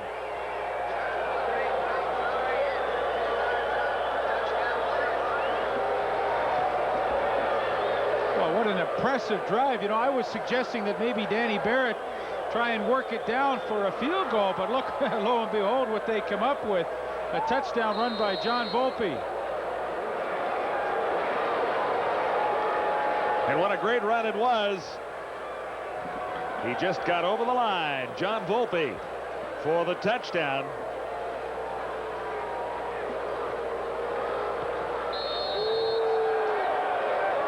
And the BC Lions, with 23 seconds to play till halftime, lead the Edmonton Eskimos by 7 at 20-13.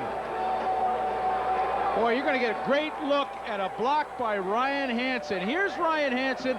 Here's Willie Pless right here. Now, watch Hansen right up through the hole. Sorry, we burned it. We couldn't show it to you, but trust me, Ryan Hansen threw a tremendous block on Willie Pless to spring his buddy John Volpe into the end zone for the touchdown. And all right, let's give it one more shot here, because this is worth taking a look at. First of all, Ian Sinclair, he's going to work Rob Davidson that way. Here comes old Ryan Hansen right up the hole. Who does he meet? Willie Pless. Hey, John Volpe's got a touchdown. I mean, this is the way you draw it up on the blackboard, and boom. You can't do it any better. Block on Larry Ruck, and then John Volpe has to fight for the extra 3 yards to get into the end zone. And what a pretty drive to close out the last few seconds in this first half. Volpe's 13th touchdown of the season, his 11th along the ground. Yeah, that was too good to not try and show again. That was a great run.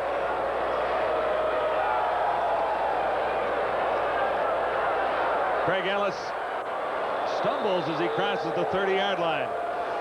You know, John, I think it's worth mentioning the fact, and Gord Miller brought it up, that the Eskimos played on Monday. The BC Lions had 8 days to prepare for this game, and that really, I think, is the story here in the first half. The Edmonton Eskimos, although they scored 13 points, I mean, they look flat. They look listless. They're not aggressive the way they have been in their first 9 games. The BC Lions, on the other hand, I mean, they look charged, and they're a team that really is searching for their second win of the season.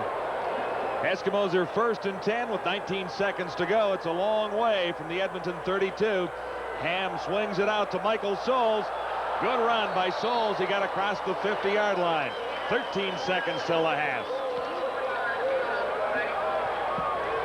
Nifty little scoring drive by Danny Barrett and the BC Lions. Didn't take long, 49 seconds to cover 75 yards. And John Volpe got to the end zone from 10 yards out. Edmonton first down, 4 seconds left. For Brian Walling, he couldn't hang on. So 2 seconds left for the Eskimos, who trail by 7 points at 20-13. Ron Lancaster was worried a little bit about the preparation time this week, as you were talking about, Leaf, but also after the big win in Calgary, coming home to play a team that only won 1 game all season. Well, I think his concerns are well-founded because his team has not performed to the level they certainly are capable of playing to. Brian Walling, and this should be the last play of the opening half, and Walling breaks it for big yardage. He's down inside the 35. Stopped by Joe Merrill, but there is no time for a field goal try. Time had run out on the Edmonton Eskimos. BC Lions, a surprising first half. They played well and lead the Eskimos 20-13. Although man is composed of over 90% water, he doesn't have to feel wet.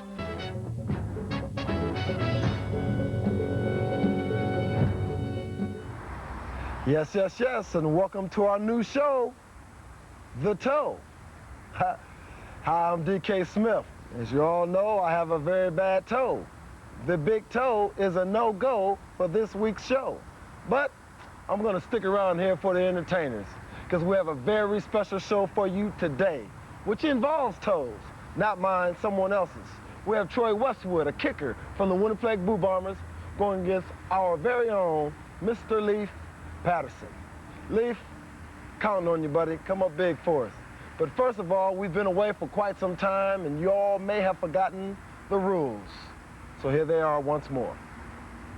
We have 2 contestants. Each contestant will have 30 seconds to a minute to display their special talent.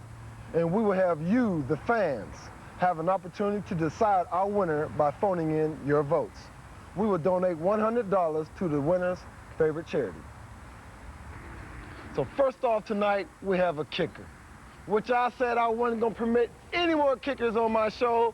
But Troy, being that you knocked us out of the Grey Cup in 1990 with that field goal, I'm going to give you another shot, okay? So we have Troy Westwood taking care of business.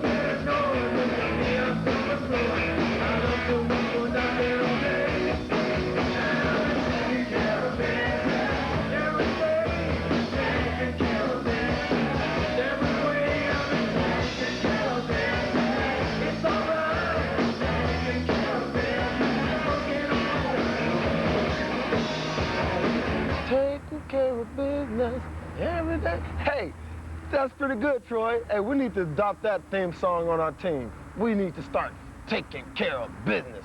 But that's a whole nother subject. But now, we have one of our very own, Mr. Leaf Patterson.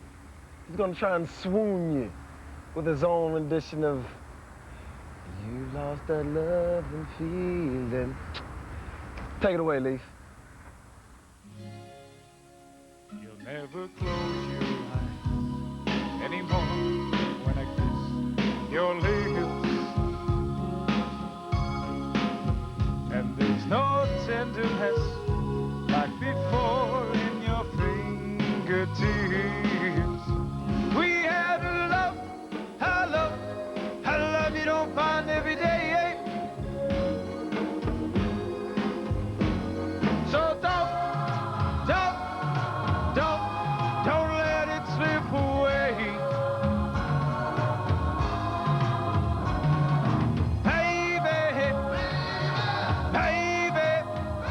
Baby,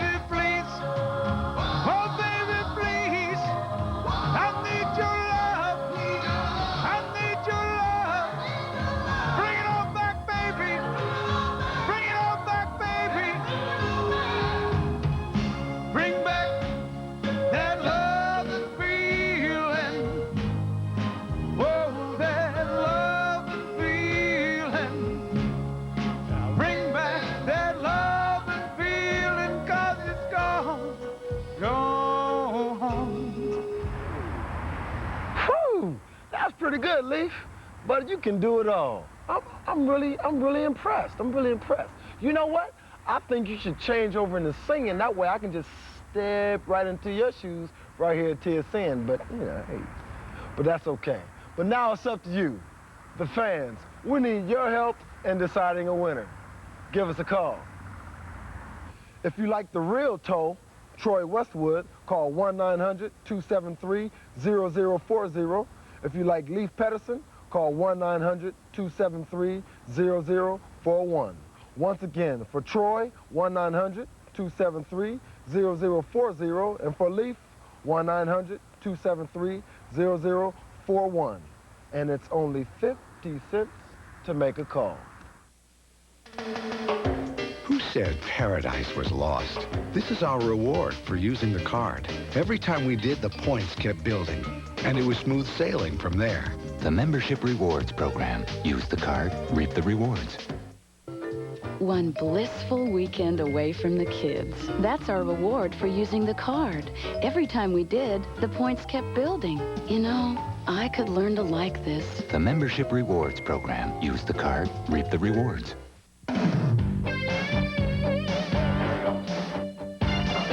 The big guns will be blazing in a wrap-up of a four-gamer from Texas. Catch the Jays and the Rangers. Sunday, 3 Eastern on Real TV. TSN.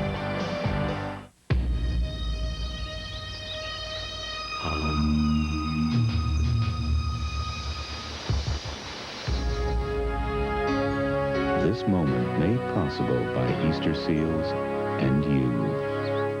Looked like the start of a big night for the Eskimos when Henry the Gizmo Williams hooked up on a 72-yard pass and run touchdown with Tracy Ham. That made it 7-0. BC inched closer on Lou Pasaglia's 29-yarder. That made it 7-3 in favor of Edmonton. And Pasaglia struck again to bring the Lions within 1. Sean Fleming, Edmonton's suddenly strong kicker, struck from 38 yards out. That made it 10-6 in favor of Edmonton. Ryan Hansen's 12-yard touchdown run put BC in front for the first time. Fleming tied it up from 18 yards out, but then, late in the half, gave John Volpe's 10-yard touchdown run, 2013 BC. When we come back, we'll howl at the moon. Oh, Leaf, did you do that already? We'll be right back. Keep rolling, rolling, rolling. Playing with the hard-riding men on the cattle drives. Blazing the trail of action throughout the Old West. Now you can join them with Rawhide, the collector's edition, available for only $1.95 exclusively from Columbia House Video Library. Round up your first 2-hour, 2-episode volume. Saddle up with the legendary TV Western that introduced the world to Clint Eastwood. I'm warning you, boy. Don't make me count to 3. Rawhide, the heroic story of a brave band of riders led by Gil Favor, trail boss, and his trusted ramrod, Rowdy Yates. If you try to take him, you'll have more war than you can handle. Ready for anything. Rustlers, renegades, storms, and stampedes. You never know what's waiting for you on the Rawhide Trail. To order, just call this toll-free number and enjoy complete, uncut excitement. To get your first 2-hour, 2-episode video, get your credit card ready and call now or mail check or money order to the address on your screen. Welcome back to Commonwealth in Edmonton, where the BC Lions lead the Eskimos by 7 as we get set to begin the second half. Sean Fleming.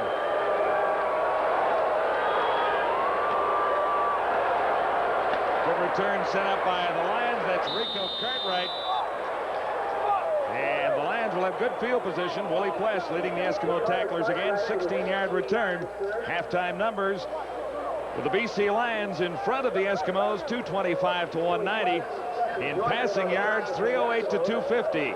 And the turnover story, a big part of the game. The Eskimos have turned it over 3 times. Of course, the one BC Lion turnover was a third down gamble deep in Edmonton territory that failed. So pretty much a typical game for Danny Barrett. He's a quarterback that simply doesn't beat himself. Very well executed first half for him. Barrett rolling to his right on 1st and 10. As a target, He's short of the first down as Trevathan makes the catch in front of Enos Jackson, number 29.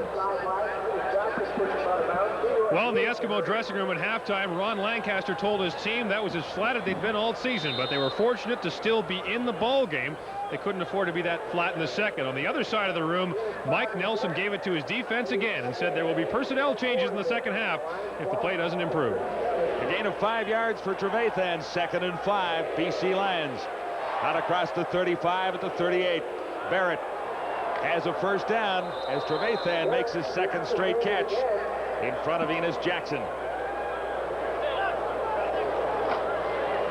Barrett very impressive in the first half, Leaf. He is, and he started off nicely in the third quarter here, and what he's doing is he's working underneath the coverage against the predominantly zone defense. Right coming into your living room, Trevathan, who finds the hole between the linebacker and the defensive back, Enos Jackson. I mean, it's an easy, high percentage pass to complete, but that's what makes Danny Barrett so effective. He does not beat himself. This time he calls on John Volpe. Volpe bounces off one and gets to the outside. Jordan finally forcing him out. And there wasn't too much room for John Volpe on that carry. I mean, that's what Bob Abilovich said. You know, it's very difficult just to, hey, try and run outside. But what you try and do is hit it up inside and then bounce it to the outside. But number 11, Stephen Jordan, is waiting right for Volpe with a pretty good solid hit there to keep him. But it's so tough because defenses are so quick to just quickly toss it out. You hit it inside, and then bounce it to the outside. Volpe, who averages over 5 yards a carry, picked up 3 on the previous play. Batted down. And there's a penalty marker on the play. Larry Ruck, number 47, got a hand on the pass from Danny Barrett. Larry Ruck is so good at hiding kind of in the weeds behind the defensive end, and at the last second sneaking out and getting his hands on the football. That's how he got the big interception last week against Doug Flutie. Same type of play right now. Roughing the passer called against the Eskimos. That's Larry Ruck to the bottom of your screen now. He reads Danny Barrett's eyes. That's simply all he does. And he goes to a spot he knows Barrett's going to throw to, and he knocks it down and actually could have had the interception. But great technique of looking into the backfield and reading where the quarterback is going to throw the football to and then reacting to it. Lions well set up after the penalty. Volpe slips as he tries to turn the corner. Ruck was there to pin him. Number 47. Gain is less than a yard. Early in the third quarter, BC Lions in front by a touchdown at 20-13. I think this is a critical play to tell how the Edmonton defense is going to play in the second half. Are they going to be passive, or are they going to try and turn it up a notch? I think they've got to come with about 6 people here and really try and upset Danny Barrett's rhythm. And you're right, here they come, but Barrett throws a strike. He'll be short of the first down, but not by much. Jackson making the tackle on Matt Clark. And they only came with 5 people on the rush, and that was pretty easy for the veteran offensive line of the BC Lions to pick up. 6 people maybe outman, get you an outman situation, but the 5 still allowed Danny Barrett all kinds of time to look downfield and pick out a receiver. Now, for about the 3rd time tonight, a BC receiver has come up short. And this will be 3rd and a long yard, Leaf. Yeah, and they choose not to gamble here. Luke Passaglia is in. Can they fake it? I wouldn't mind seeing that. Passaglia has connected on 2 of 3. And he's good on this one. As the BC Lions pull out in front of the Edmonton Eskimos by 10. It's 23-13 on our TSN Game of the Week. You can hunt all over the place for information you can trust, or you can get it all in one magazine. Maclean's, the well-informed choice. Each week you get the news you want for less than the cost of a bus fare. Insight into the important issues that affect you for less than the cost of a rattle.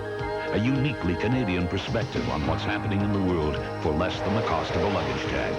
And what's more, you can give Maclean's a try for free. Call now and we'll send you 4 free issues, a month of behind-the-scenes stories free. Then enjoy Maclean's for a full year for just 77 cents an issue. That's less than the cost of a cup of coffee. With your paid subscription, we'll send you this personal travel bag. It's the perfect companion for busy people on the go like you. So why hunt around when you can get what you want delivered right to your door for less than the cost of a new comb? Just call this extension now. You'll get your 4 free issues plus 52 more. And the personal travel bag for just $39.95. Call right now for Maclean's, Canada's favorite news magazine. Welcome back to Edmonton. We're with injured Eskimo running back Blake Marshall. Blake, you coming back tonight? I don't think I'll be back tonight. I hurt it pretty bad last week, and I thought I could play tonight, but the first couple of hits I took acted it up again. This team played on Monday, and to be frank, looks a little flat tonight. Is that the reason? Well, we had a lot of momentum and emotion in the last game, and I think that's what we're lacking here tonight. We need a big play to get some momentum, and we got to play with a lot more emotion out there. Now, this shoulder isn't going to keep you out longer than tonight, is it? Oh, no. We got a good break after this game, so I'm looking forward to being back. All right, Blake, thanks very much, and you and I will watch the rest of the game. Thanks, Gord. I think that's the biggest thing for these professional athletes. I mean, 3-4 days between a game, you just don't have a chance to heal, and such is the case for Blake Marshall. And disappointing. I mean, I more than anyone love to watch him play, and disappointing that he's not in there. Well, let's see what Ham can do without him in the second half. Brian Walling got the call. Tracy Gravely and Brian Smith stopped Brian Walling. He's just short of the first down. The numbers on the quarterback so far, Danny Barrett is winning in total yards. Tracy Ham has tossed a couple of interceptions and 1 touchdown. And it's a typical Danny Barrett when he's at his best. I mean, he has not thrown a touchdown, but the key statistic is he's not thrown an interception. And, you know, it really bears repeating. He is a quarterback that simply will not beat himself. He's a high percentage passer. And I think that is very evident in those numbers tonight. 17 completions for 245 yards. Is a very good statistic up to this point. Brian Walling out of Acadia did pick up the necessary yardage for a first down, but just Eskimos at the 45-yard line. Ham swings it out to Henry Williams. Williams beats 1 tackler, and he has another first down, or is very close to it, right at the 55. Stopped by Hocking, number 90 for the Lions. Well, it's a smart first down call, and Henry, look at all the room that Joe Miro is giving. I mean, by the time Williams catches it, now he's got a chance, and give Miro credit. He forces him back to the inside where he'll get some help, but every time Williams has caught the quick screen or the hitch pass tonight, he has at least picked up a first down, and he has been much more involved tonight in the offense. Of course, the 72-yard touchdown catch and run he had earlier, but this is a productive night for Henry Williams. 10:52 to play, third quarter. The Eskimos on a bit of a roll. They began back near the 30-yard line. Now Edmonton right at midfield. 3 receivers. Top of your screen, far side. And Walling got the call. He was met immediately by O.J. Brigance, number 57. O.J. celebrating. A big tackle there.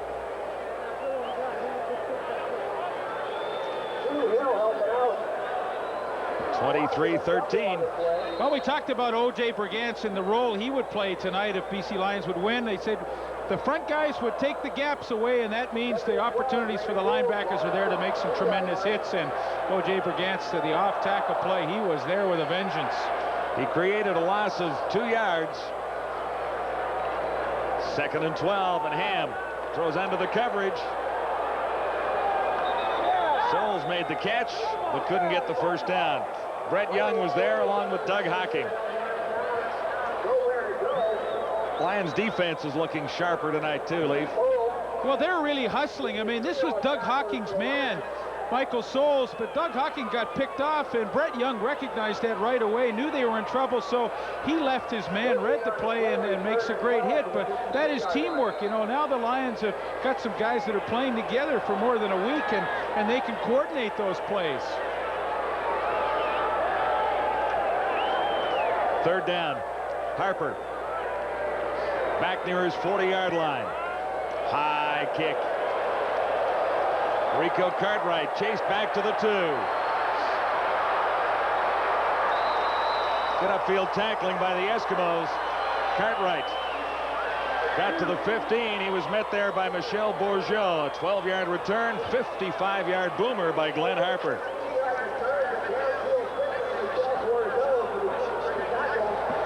I think what Blake Marshall said in his interview with Gord Miller was very apropos to the Edmonton situation. We need something good to happen to us, a good play, whether it be on special teams or possibly on defense right here. They've got BC backed up at their own 15-yard line, and, you know, I keep waiting for Edmonton to take a bit of a gamble on defense, and I think it's time. There it is. And that was it. Yeah.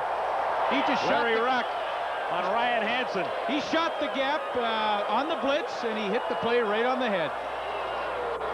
Now, that's the kind of a physical play that can get a team charged up a little bit. There you see Larry Ruck come through the gap between the guard and the tackle, and boom.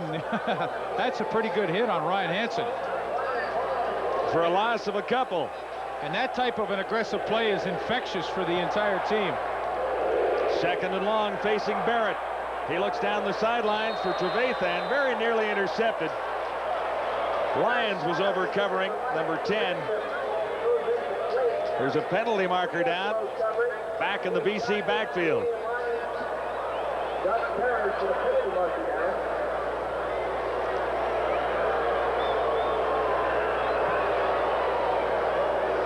The Eskimos were a little too aggressive there. It's interesting. One of the things Ron Lancaster said when we talked to him about Danny Barrett was the fact that Ronnie said, hey, he is as tough a quarterback as there is, so what we have to do is hit him time and time again, try and wear him out.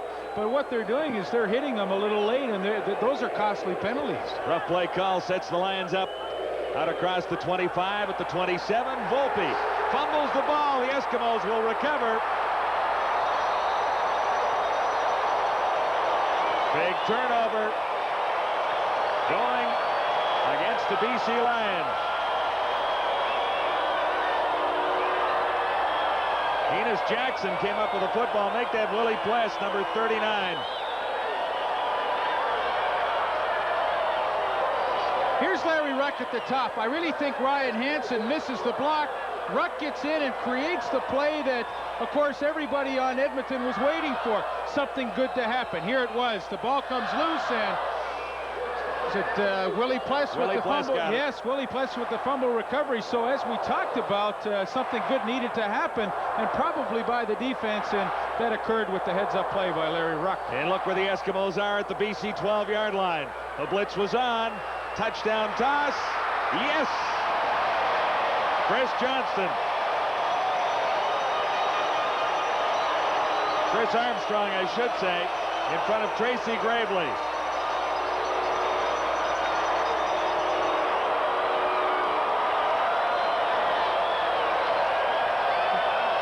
Tracy Ham likes to strike quickly after the big turnover, and Chris Armstrong works around the top of Tracy Gravely and just simply outruns him to the football. And one play after the fumble recovery, the Eskimos strike quickly, and they find themselves right back in this one in a hurry.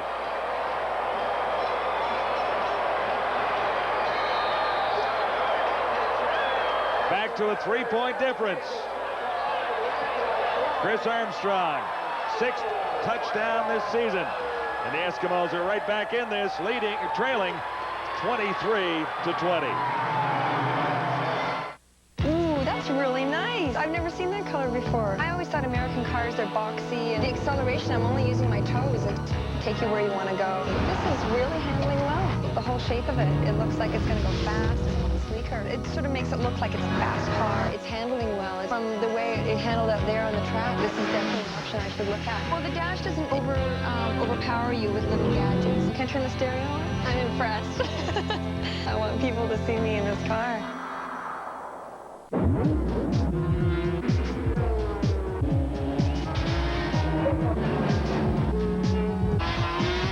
Daring riders carve the most demanding turns from the world's most exotic locations. TSN has the high-speed thrills and spills of the Motorcycle Grand Prix World Championship. We've got highlights from the Hungaroring Circuit, Saturday, 9 Eastern. The Hungarian Motorcycle Grand Prix, right here on Real TV, TSN. 12-yard touchdown to Chris Armstrong. his 6th of the season. Here's how it looked to leap. Yeah, I'm going to show you what Tracy Ham, watch what he does. Here's Brian Smith in the middle. Ham is looking that way all the way. That forces Smith here and gives Chris Armstrong a lot more room in the middle. Tracy Ham, that's a trick a quarterback can do to give his receiver just that little much, just that bigger area to work into. You see Brian Smith not even involved in the play, and he's the middle safety.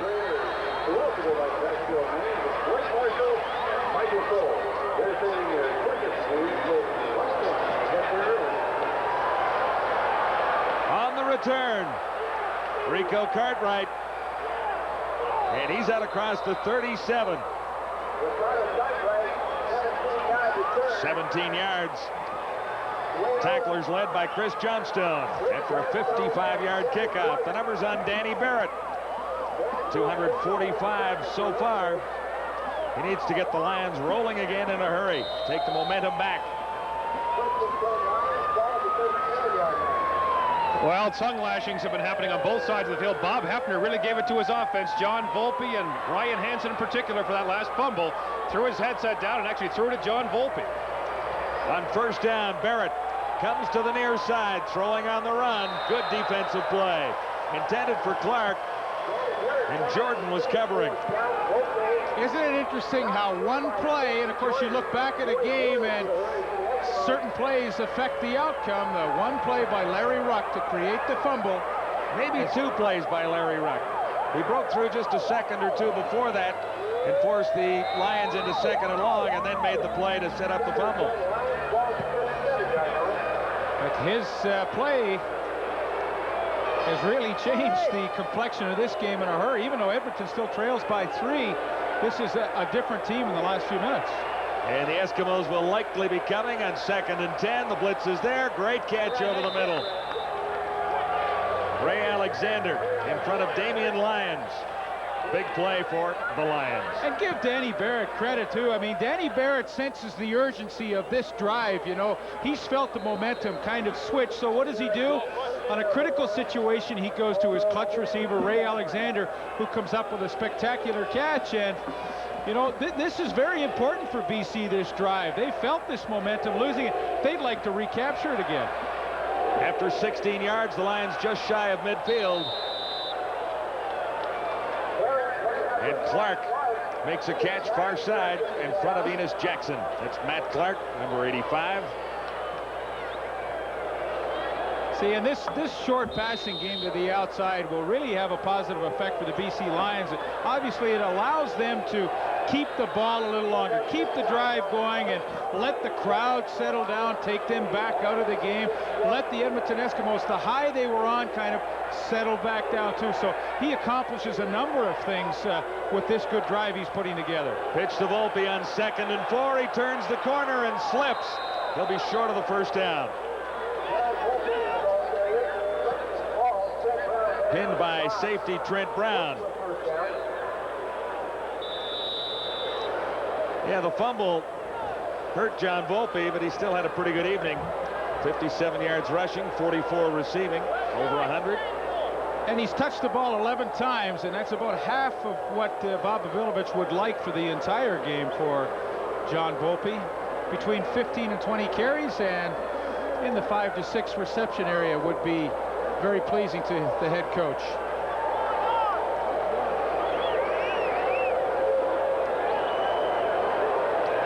Lions requested the measure to see just how far they had to go for the first down. 5:48 to go, third quarter, with BC leading the Eskimos 23-20.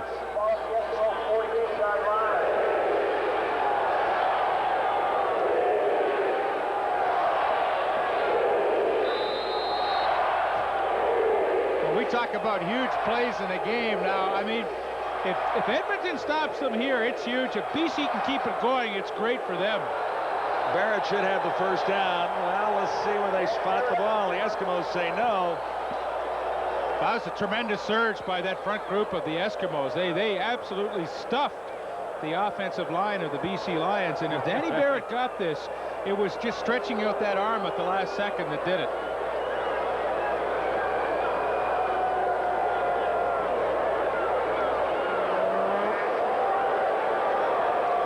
They'll measure again. it's that close. 5:25 to go in the third quarter at Commonwealth.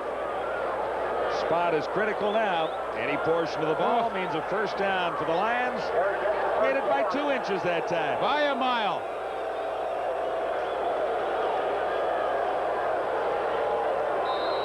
Well, just enough. Watch as Danny Barrett makes that second surge to the outside, and here he is. He'll stretch that arm out, and I think that's what enabled him to get the first down. I think you're absolutely right.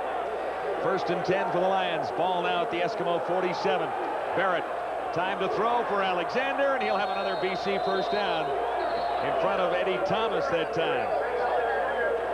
Barrett has been very cool under pressure. He's had a solid night. And one of the reasons why Danny Barrett has had such a good night is watch the pocket that his offensive line provides for him, and you'll see the good sight lines downfield that he has to pick out a receiver, and give his offensive line credit. They have afforded him the opportunity to stand and step up on that front foot and throw some pretty serious strikes to his receivers. Alexander closing in on 100 after a 16-yard reception there. He is the target again. In front of Thomas, Alexander once more.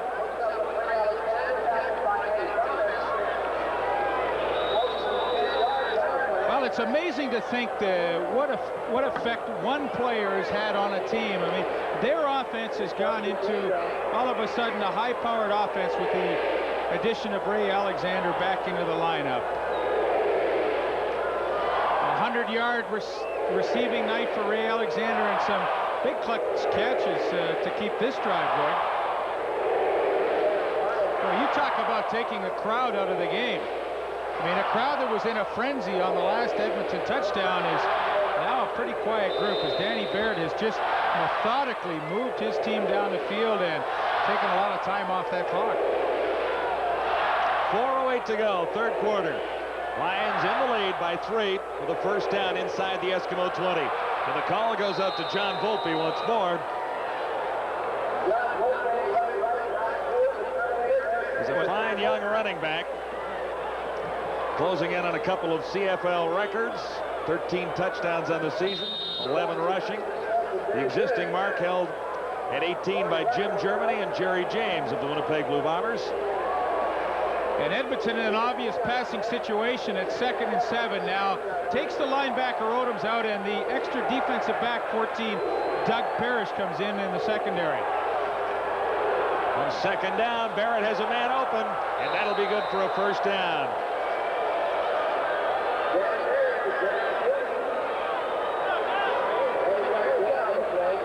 Worried look on Lancaster's face. Okay, here's the change. Doug Parrish comes in for Odom. Now, he really gets caught in down here in the zone coverage, and that just allows Flutie to come in underneath it. But that's the effect of not having a linebacker in there that normally goes to the proper zone. Doug Parrish did not get to the hook zone where he was supposed to be. Inside the 4, to the outside. Not quite. Down to the 1-yard line, Ryan Hansen. He had a 12-yard score in the first half. Stopped by Brown and Larry Ruck.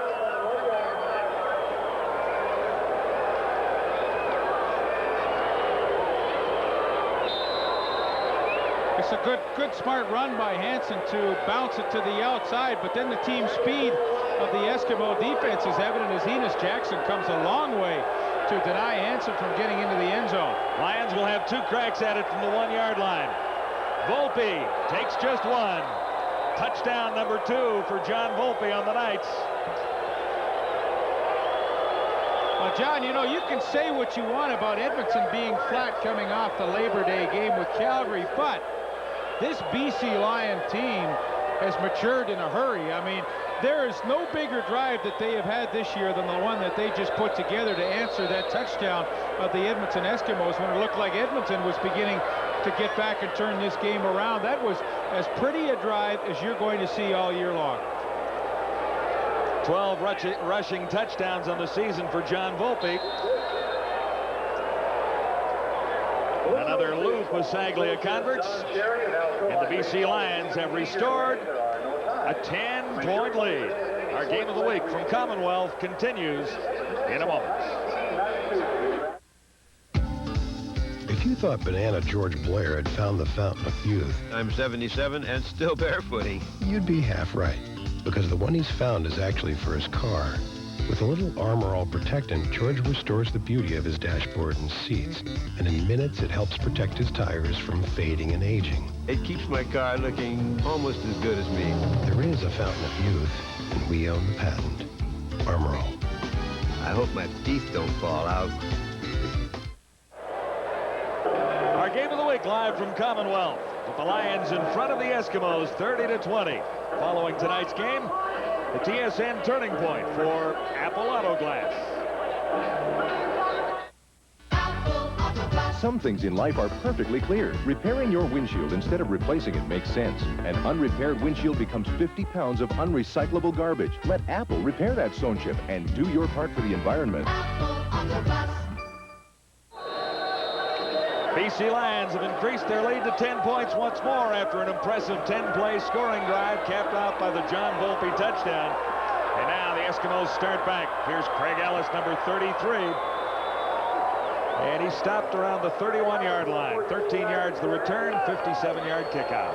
I think worth mentioning on that 10-play scoring drive was the fact that the BC Lions were going to have to punt after a missed pass on second down, but a roughing the passer call gave them a first down. And boy, did they ever take advantage of that, marching it down the field to what was obviously their most impressive scoring drive of the season. 2:17 to go, third quarter. Let's see what Tracy Ham and the Eskimos can do here. First and 10, Edmonton at the 31. Good fake by Ham, swings it out to Michael Souls. And Souls finds great running room down the near sidelines. He's out across midfield and finally stopped by Brian Smith. 24 yards for Michael Souls. Good-looking swing screen pass to Michael Souls. Little play action fake to freeze the linebackers. Now watch 54. The left guard, Pierre Vercheval, out in front leading the way. Watch how Souls sets him up. Now he'll cut back outside Vercheval so Vercheval can get an angle. He doesn't get a great block, but a nice piece of running by Mike Souls. Just across midfield, the Eskimos at the 54 of BC. Ham to his right. Tipped. Armstrong was the intended receiver, and Gravely, with 2 interceptions so far, tipped the ball there. Could have had number 3, Tracy Ham. I don't know what he was looking at, but he certainly didn't see Tracy Gravely. Gravely was right there and could have had it. Second and 10. Eskimos at the Lion 54. 3 receivers flanked to the far side of the field. Ham looks to the near side and is high, intending that for Henry Williams. Joe Merrill beaten by Williams for an early 72-yard touchdown. And Merrill was covering on Williams and had it well under control that time.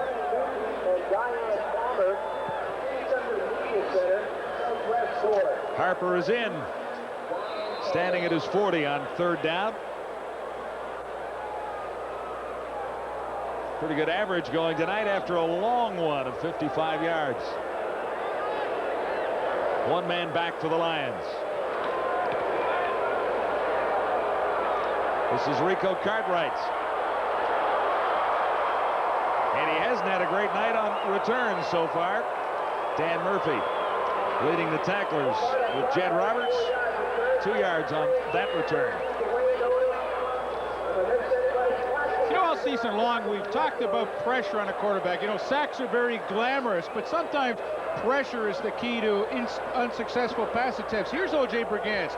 Now as Tracy Ham goes back, he waits, and then he comes right up the gut on the blitz, and that's what really will force Tracy Ham to throw it high. It's the only way he can get the ball off. There comes Brigance. The ball goes high. Gizmo Williams has no chance to make the catch on the sidelines, but that is pressure. That's the most important thing a defense can do to a quarterback. On first down, Barrett goes to the far side and gets about halfway there. Ray Alexander having a big night for the Lions. Stopped by Damian Lyons. 7th catch for Alexander. They mark the gain at 5. 27 seconds left to go, third quarter, with BC leading Edmonton 30-20.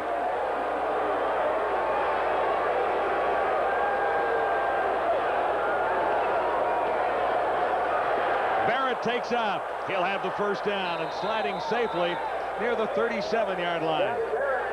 Pless was there to pin Danny Barrett that time. And what a good choice by Danny Barrett. Larry Ruck was coming on the blitz, and so what that does is mean only one linebacker is in that middle area, Willie Pless. And if he drops off and that opening is created, Danny Barrett has an easy, it's an easy position for him to run for the first down. First time he's run with it tonight, but very effective, good timing. Yeah, he doesn't carry off, and that was only his 20th carry of the season. But it's a big one for a first down. Out at the 38 now. Now the pressure comes on Barrett, gets away from the first wave, and that one is out of the old ball yard. Yeah, he threw it away. Smart play. That's why Danny Barrett doesn't beat himself. He realized that play had no chance for success. Get rid of it, and you live to try it again. So Barrett and the Lions have a 10-point lead with 3 quarters complete at Commonwealth in Edmonton. It's 30-20.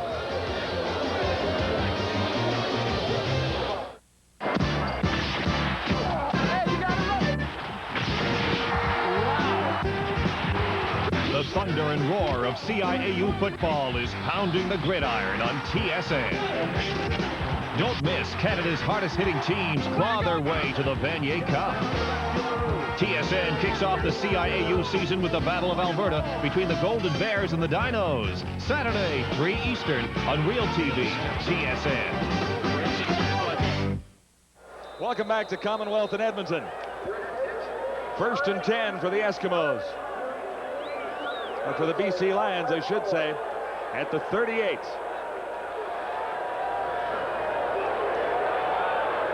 Barrett has Alexander one more time. One more BC first down in front of Willie Pless.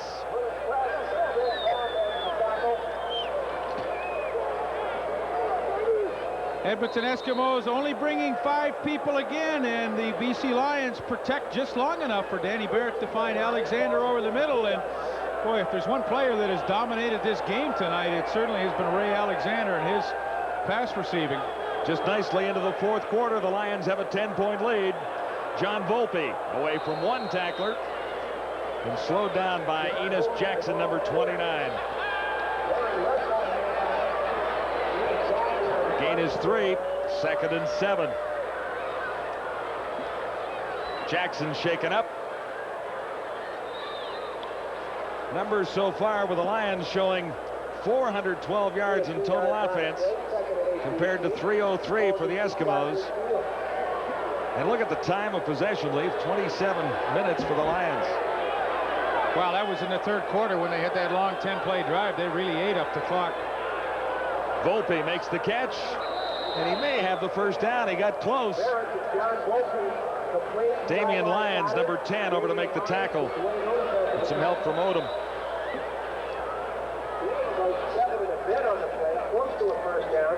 That's what we talked about in the opening. They would try and get John Volpe out in the flat, give him the ball quickly. If Edmonton's going to drop off people, I mean, get it to your running back quickly. He knows how to pick up an extra few yards. They're awfully close to the first down, but don't you just love the way Danny Barrett operates the offense when he has time to throw? It's all high percentage. There's nothing risky. How many Edmonton tip balls have you seen tonight? Maybe one? I think so. I mean, it's all high percentage offense, and it's really pretty to watch. He is very definitely in control. Back last week to beat the Ottawa Rough Riders. This is only his 5th game of the season. 1st and 10 for the Lions. And Volpe again. Good hole for Volpe, and he makes a big play.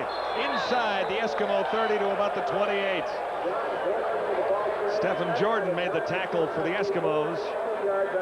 And Volpe's having another great night. And the BC Lion offensive line does such a good job at trap blocking. Here's the hole. Now watch, there's Jamie Terrace, the kick-out block on Dwayne Odoms rather, and a huge hole for Volpe to run out through. So we talked about the battle of the big horses up front. Who would win that battle tonight? And clearly the BC Lion offensive line has been able to dominate that front 7 of the Edmonton Eskimos. Lions with a first down at the Eskimo 30, and Barrett has time to throw. Looking for the big one to Ray Alexander. Alexander wanted a call on Lions, but there was no penalty marker. I think Damian Lyons just had perfect position on Ray Alexander. Watch right here. Now the arm gets in there. Now, hey, every corner in the league does that. They stick that arm in there and snug into that receiver, but that's something that will not get called. So it'll be 2nd and 10 BC. 12:18 to go, 4th quarter. Lots of time left. Lions lead it by 10, 30-20. 2nd and 10 situation. Barrett looks back to the near side. He'll have a first down to Matt Clark, down to the 10. Stopped by Jordan. Nice pattern. One of the problems of the Edmonton defense is the fact that their middle safety, Trent Brown, refuses to come up into this area. Very easy for Matt Clark to kind of work in there. Everybody clears out for him, but unless your middle safety is going to come up and challenge that hook zone, you're going to be able to do this pattern all day long. And unlike the BC Lions, where Brian Smith will come up and hit people, the Edmonton defense doesn't do it. A 20-yard gain. Lions set up at the Eskimo 10-yard line on 1st and 10. Hansen couldn't make the catch. Ryan Hansen covered by Stephen Jordan.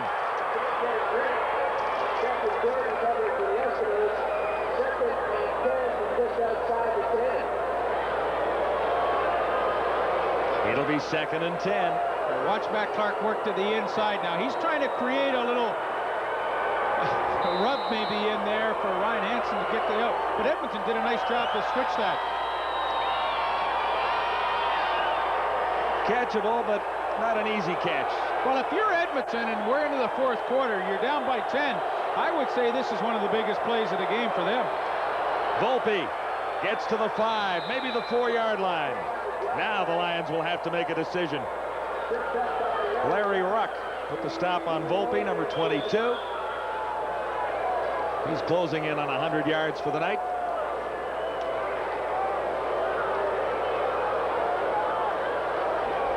Draw play now. Sometimes you have to be a good actor. Ray Alexander took a bit of a break on that one. But interesting call, 2nd and 10 when you're threatening to score, running the draw. Obviously great confidence in the fact that the offensive line could open a hole for Volpe. He's a little short, but the safe thing is that Pasaglia will come in and attempt to add to their lead. Take the safe 3 points right now. Boy, they have worked the clock tonight, haven't they, the BC Lions? I mean, methodical drives have just wound that clock down on the Edmonton Eskimos. Lions open a 13-point lead on the Eskimos. As the results of Louis Pasaglia's latest field goal, it's 33-20. What makes McCain's Super Fries better than ordinary fries? They're not just delicious, they're super delicious. Not just crispy, they're super crispy. They're not just fries, they're super fries. McCain Super Fries. If they're not McCain, they're just not super. McCain Super Crisps and Super Spirals. Straight ahead or curled around. They're the crispiest, crunchiest, spiciest fries that ever came out of an oven. McCain Super Spirals and Super Crisps. You'll love what we've done to your fries. Next Tuesday, 11:30 Eastern, the CFL Reporter will recap of Week 10 of the CFL, and it's just getting nicely underway here at Commonwealth tonight. The BC Lions playing exceptional football and leading the Eskimos by a bunch. You know, Leaf, you and I often talk about teams that get a lead and then sit back in soft coverage and why they do that. Well, BC won't be doing that. In fact, they just put in a package of blitzes called Hurricane and Storm. They'll be coming from the strong side, figuring Edmonton's going to abandon the running game, and they'll be coming after Tracy Ham hard every play. Well, that terminology dictates that they're going to send a halfback. It'll be either Tracy Gravely or Brett Young. Hurricane and Storm are the back, so We'll see if they come with that. Who's hurricane and who's storm there? But just it's situational. But I can tell you that that's defensive backs coming on a blitz. Interesting to see if that's what they do to attack. Look at these numbers on the Lions. 5 minutes, 23 seconds on that last drive for the Passaglia field goal. On the night, the Lions have possessed the football 31 minutes, 44 seconds compared to 17:40 for the Eskimos. Edmonton 1st and 10 beginning at the 35. Ham stands in and throws, and he's too far that time. I think the interesting statistic about the BC Lions, the last 2 drives, a total of 21 plays put together to score 10 points. That, to me, is the impressive part. A little too long for Craig Ellis here, Leaf. Pretty good pocket for Tracy Ham to step up in, but that good bump initially by Brett Young just threw Ellis off his pass pattern enough that he couldn't get to that football. 2nd and 10. Eskimos with 2 receivers to the near side and 2 to the far side of the field. Ham has Sandusky open, and that'll be an Eskimo first down. Tracy Gravely over to make the tackle. 68 yards rushing for the Eskimos as a team tonight, so obviously they're missing Blake Marshall, who went out in the first quarter. Look at the confusion that I formation among the receivers creates with Chris Armstrong and Sandusky. Gravely and the corner Francis have no idea who either one's going to take, so that leaves Sandusky wide open. Ham sees him, hits him, and boy, the Edmonton Eskimos have to make something happen here in a hurry. Henry Williams does, making that reception out near the 50-yard line in front of Joe Miro.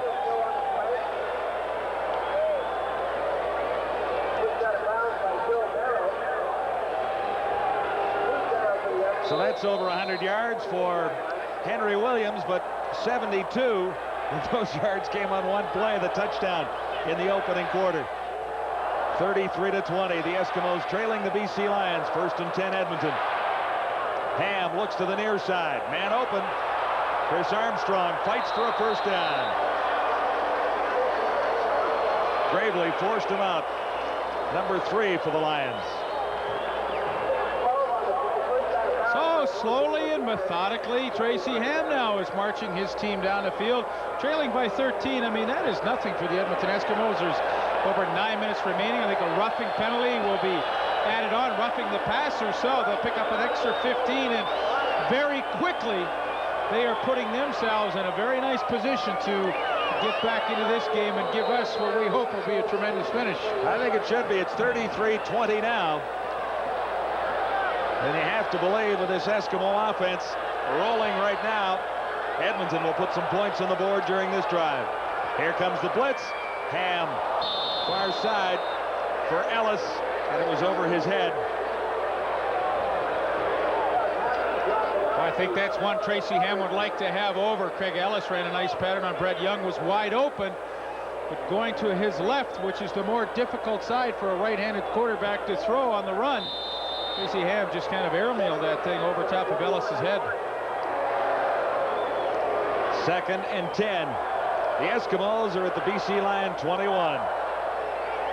Tense time for Bob Obilovich, looking for his 2nd win of the season. Blitz is on, and Ham looks to the end zone. One more time. Armstrong was the intended receiver. The coverage supplied by Francis, but Ham wasn't close. That sets up an interesting situation now. 3rd down gamble, and it looks as though Ron Lancaster decided down by 13. He needs to get that touchdown, so they will send Jay Christensen in with a call from the bench. And boy, with a little over 8 remaining, I mean, a lot of time left, but you talk about critical plays. We've had certainly a number of them here in the 4th quarter, but none bigger than this one. 3rd and 10, and the Eskimos go gambling at the BC Lion 21. They're down by 13. Ham just barely got it away. No catch, no flag. The intended receiver was Ellis. Brett Young was covering, and Ham was under great pressure. He was, from number 36, Stuart Hill, and Stuart Hill, who's been an All-Canadian many times, comes through with a tremendous effort here to get the pressure at hand. Watch at the top of your screen, number 36. There he arrives right there and gets the arms around Ham, and as he is going down, he just can't get enough mustard on that football. Fans want interference, but I think, well, He got a hand on the football, working himself around in front of Ellis. Well, they may talk about the gamble that did not pay off in the Eskimos' hometown tomorrow morning. 33-20, BC in front. Set, fight.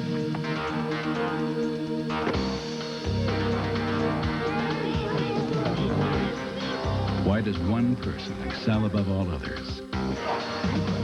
Is it motivation? Raw talent? Desire? Is it personal satisfaction? Intelligence? Luck?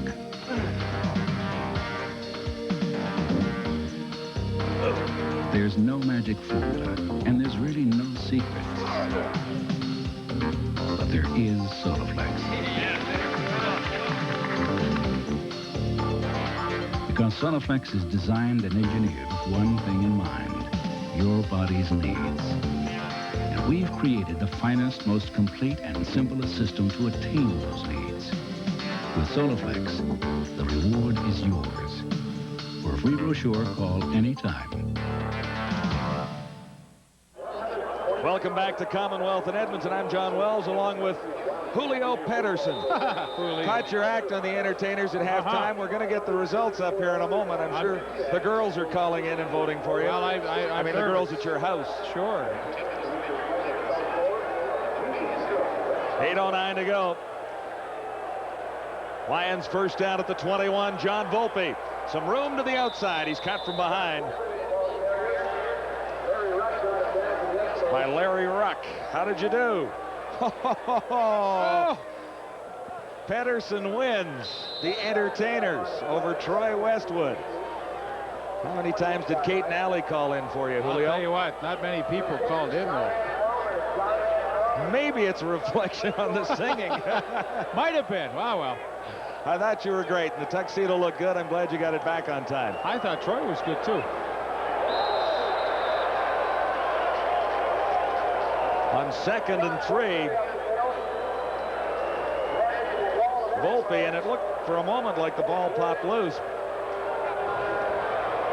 But Volpe comes up short of the first down, so the Lions are forced to kick it away. Guess who was in the center of things again for the Eskimos? Number 39, Willie Pless. Well, you know, it's been about 3 weeks now that the Gizmo has been totally shut down. 2 in a row by Calgary, and for the most part tonight he has had very little return yardage. About time for the Giz to make his presence felt on the punt returns. He really has been shut down the last few weeks. No better time than right now with the Eskimos down by 13 points. Bouncing to Henry the Gizmo Williams near the 40. He loses yardage on the return, looking for a room to the outside, and he finds some. Forced out right at midfield. It looked like he gambled and lost, but outstanding speed by Henry Williams for a 21-yard return after a 41-yard punt, but he ran a lot farther than 21 yards. But what he does as well as anybody in the league is set up his blockers. Watch now, he's going to give up some ground because he knows Mike McLean is coming to pick off Spencer McLean. And right there, boom, great block. Now he is off and running, searching for blockers, and that is the kind of play that can give his offense a lift. They've got great field position, and with 6:47 remaining, Edmonton Eskimos, 13 points is not a lot for them to get back. Ryan Hansen finally forced the Giz out of bounds. The Eskimos have the ball, but they're down by 13 to the Lions. I want you to meet them at the airport. Take my Sonata, get them booked into a hotel, and come back here for the presentation.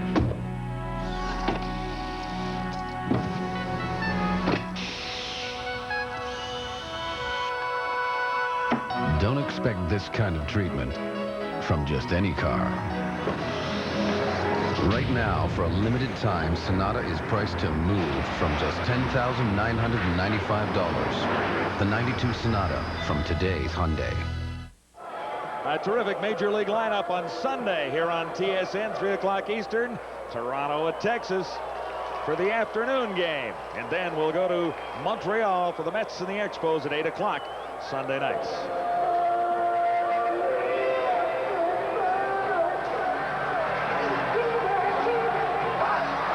The The return by Henry Williams sets the Eskimos up with a first down right at midfield. The 55-yard line, 6:47 to go. Edmonton trailing 33-20.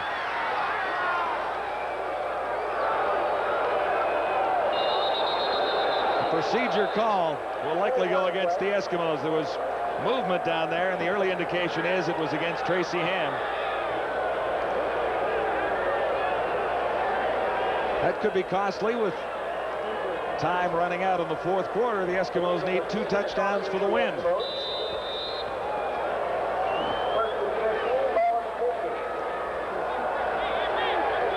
It'll be 1st and 15 now, back at the 50.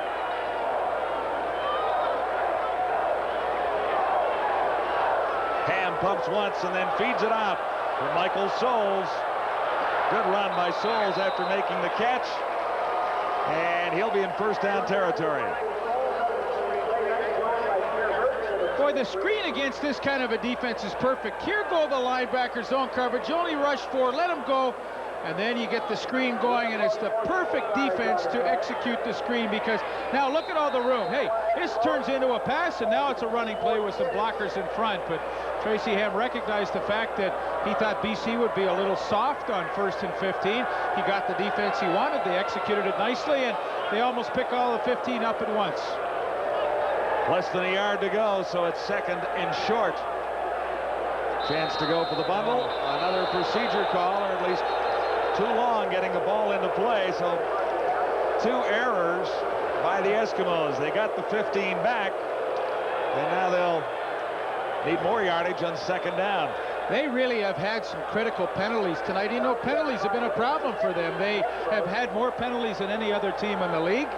And tonight, a roughing call on Danny Barrett was crucial. Now a procedure call and a delay of game call. I mean, those are things that you don't expect from a first-place team. It is now 2nd and 6. Ham has time and fired behind the intended receiver. Ellis was sliding and couldn't make the catch. Brett Young covering on Ellis with some help from Brian Smith.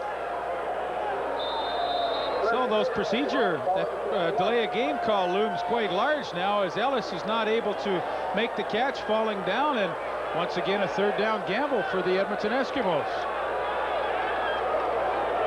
3rd and 6, just shy of the BC 50. Ham has to thread the needle here. He did. Armstrong couldn't hang on. Tracy Gravely was covering on Chris Armstrong.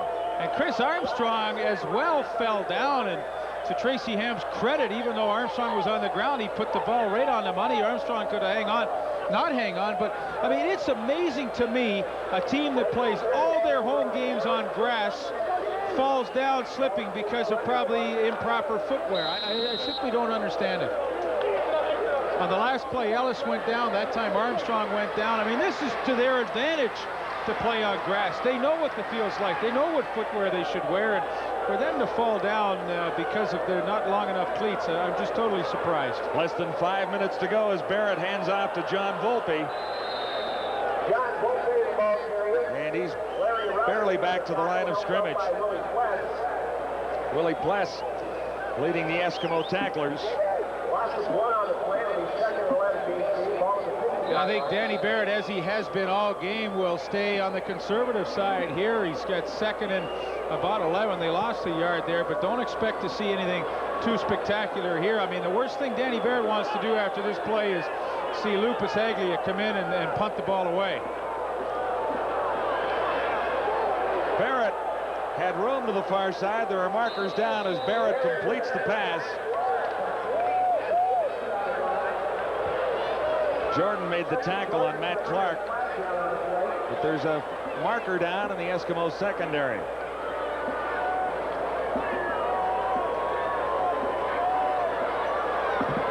(33-20). The Lions in front of the Eskimos with 4:05 to play, fourth quarter at Commonwealth.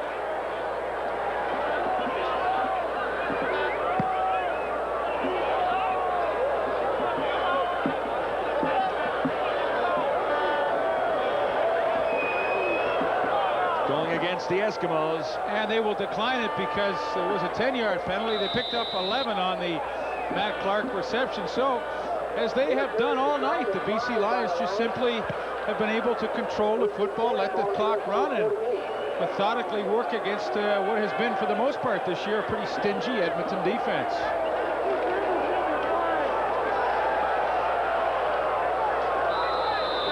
Volpe grabs about 3. Davidson made the stop, number 96, Rob Davidson.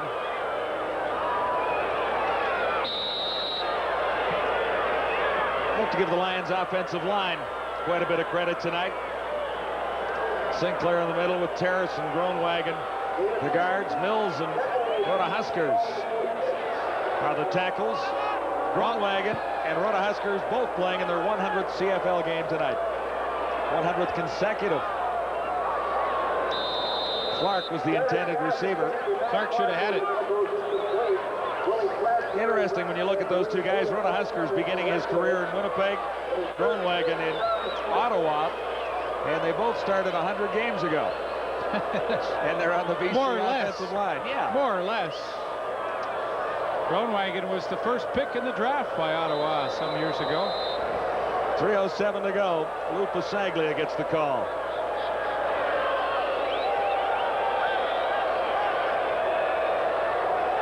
Henry Williams, the lone man back for the Eskimos.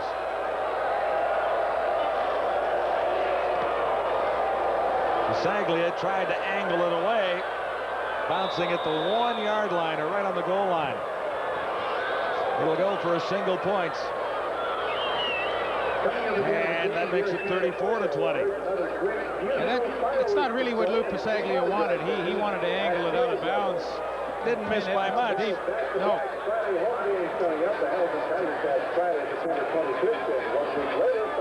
There's the score with 2:45 to go. Wake up, hey Canada, wake up. Today is our McCain Day. What's the secret of McCain's rich-tasting juice? More oranges. McCain concentrates the juice of more oranges into every can. More than Minute Maid, more than Old South. So you have a special reason to buy McCain. You bet I do. It's like an extra squeeze of juice in every glass. So compared to Minute Maid and Old South, you have an extra reason to drink McCain. You bet I do. Wake up to McCain. John Volpe has been a big part of the BC Lions' success again tonight, and even 150 yards in total offense, a couple of touchdowns. Bob Obilovich told us earlier that he wanted to get the football to John Volpe around 25 to 30 times. Well, he's on 25 right now. Well, between John Volpe and Ray Alexander, I mean, offensively, they have been the two spark plugs tonight, and Danny Barrett's play selection has been just superb. He has kept that Edmonton defense off balance with screens and enough running mixed in with the short passing game.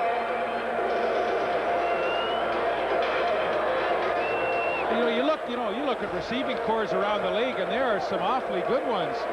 But this BC one with Darren Flutie, Ray Alexander, Matt Clark, and Mike Trevathan, I mean, that'll rank right up there with the best ones. I'd say so. 2:42 to go.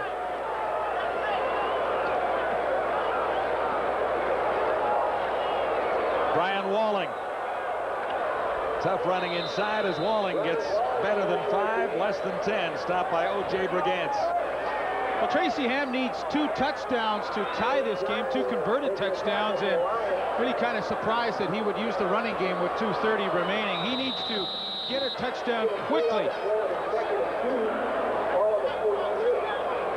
Second and a couple facing Ham and the Eskimos now. They're down by 34-20.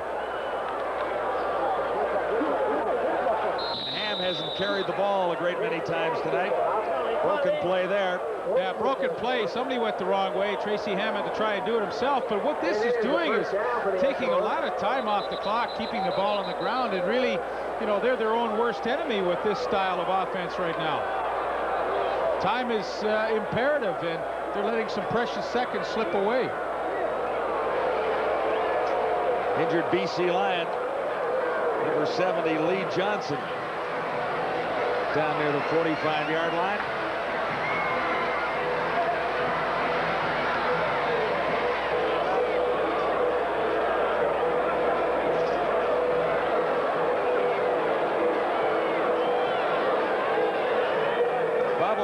Will meet his old team, the Toronto Argonauts, on Saturday night at the stadium at BC Place. Ron Lancaster and the Eskimos will be in Saskatchewan against the Rough Riders on Sunday in Week 11. Those are the next two games for these two teams. Now this is Students' Nights here at Commonwealth. And you think they're ready? Oh, they're getting ready to rush the football field. Gord Miller, have you got your equipment on down there? Because those kids are coming for you. Oh, I tell you what, I've been through this last year and the years before. I got my shoulder pads on, Leaf, and I wasn't dumb enough to wear the ones you gave me. Those were pretty small from your playing days. You better borrow your buddy Blake Marshall's helmet, shoulder pads, anything you can find down there. Hey, come on down and join me, Leaf. We'll have some fun. I'll see you in about an hour. Time remaining, just over 2 minutes.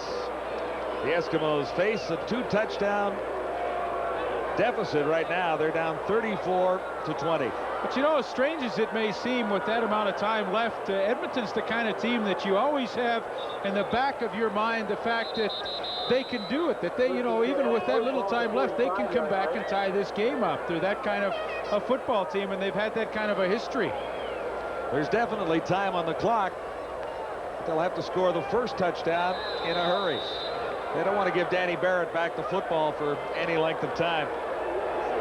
Ham with time to throw goes for the touchdown toss. And Giz has it.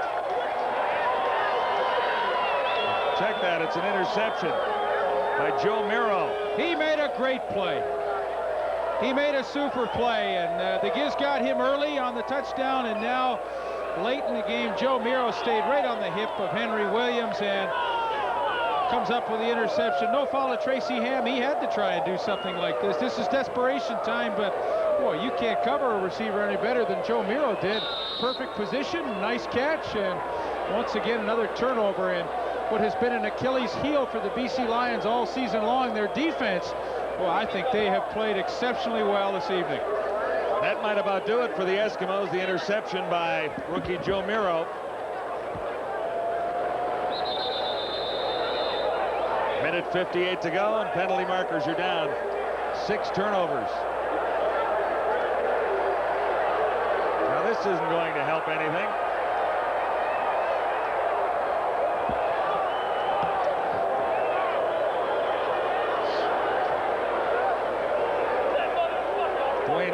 Odom, number 36, in the center of the activity down there. There are markers everywhere on the field with a minute 58 to go.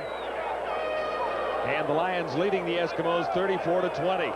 Long night for Ron Lancaster. Yeah, and you have to know the Edmonton players are thinking, this is frustrating. We've come off a huge win last Monday, and now we really give something back to our season, losing to BC tonight. I mean, this is what they are thinking. I mean, give BC full credit. They played a great game, but Edmonton, on the other hand, must feel like, hey, this is one that maybe we let get away. A team that's only one game coming into our building, and we don't win the game.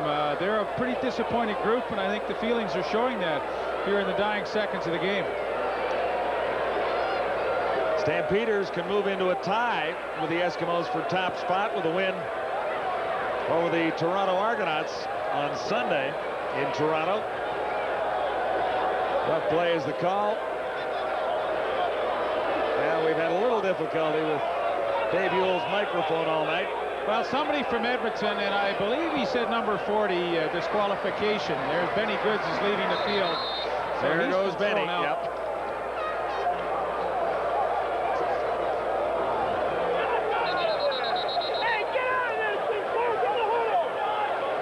So a minute 58 to go. That time is still on the clock.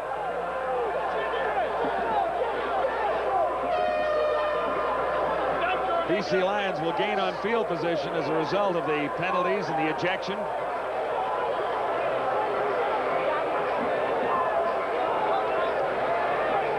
Well, it's interesting to watch and evaluate Danny Barrett's performance tonight. it has taken him a little while to adjust to being on a new team. I mean, he had some great help in Calgary last year, and now he's adjusting slowly to the BC scheme of things, and obviously doing a much better job tonight. And I think that holds true for Doug Flutie, who went to Calgary. It's taken Flutie time to adjust to a new team, so there was a lot of pressure on Danny Barrett when he came to BC that he had to pick up where the BC Lions left off last year, and sometimes it, you know, it's just not as easy as that. And there's a lot of things that are involved, chemistry and makeup and learning the fellow players around you, and finally it's taken Danny Barrett, this is his 5th game, and he looks so comfortable tonight, but you can't do it overnight. Another ejection here. It looks like Enos Jackson is heading for the showers. So Goods is gone, Jackson is gone. The Lions have the lead by 2 touchdowns, and Dan Barrett throwing on the run. Maybe another first down for the Lions. They've really controlled the Eskimos. Ray Alexander made the catch.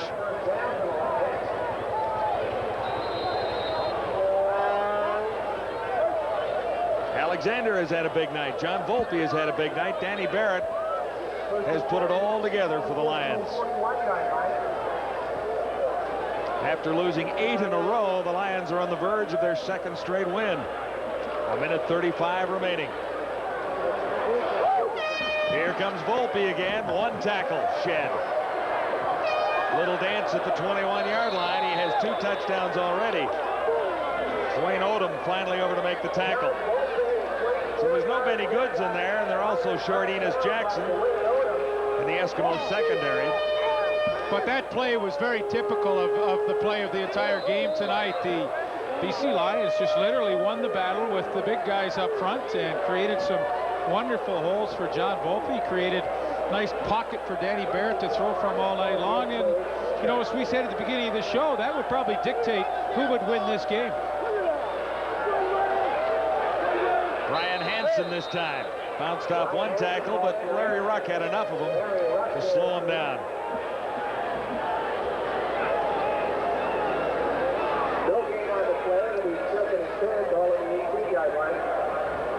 Sending the signals at the far side, backup quarterback Michael Johnson. Less than a minute to go. Sorry, Lee. You got to feel happy for Bob Abilovich.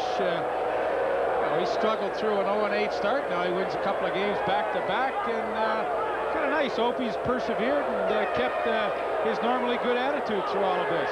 John Volpe again. Volpe, a good cut. He is down inside the 10 to the 6-yard line. Lions can score again. Larry Ruck on the tackle.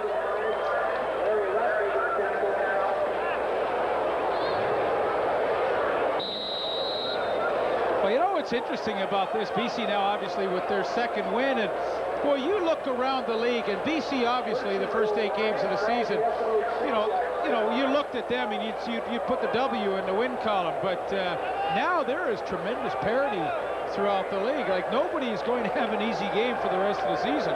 Volpe with 132 yards on the night, lost a couple there. And not to say that BC wasn't competitive early, but they, quite frankly, on defense just struggled and struggled and struggled, and most teams looking at them would say, hey, this is a game we should win. But now I don't think any longer that's going to be the case. They have toughened up that defense, and the offense certainly indicated tonight that they are willing, they can play with anybody.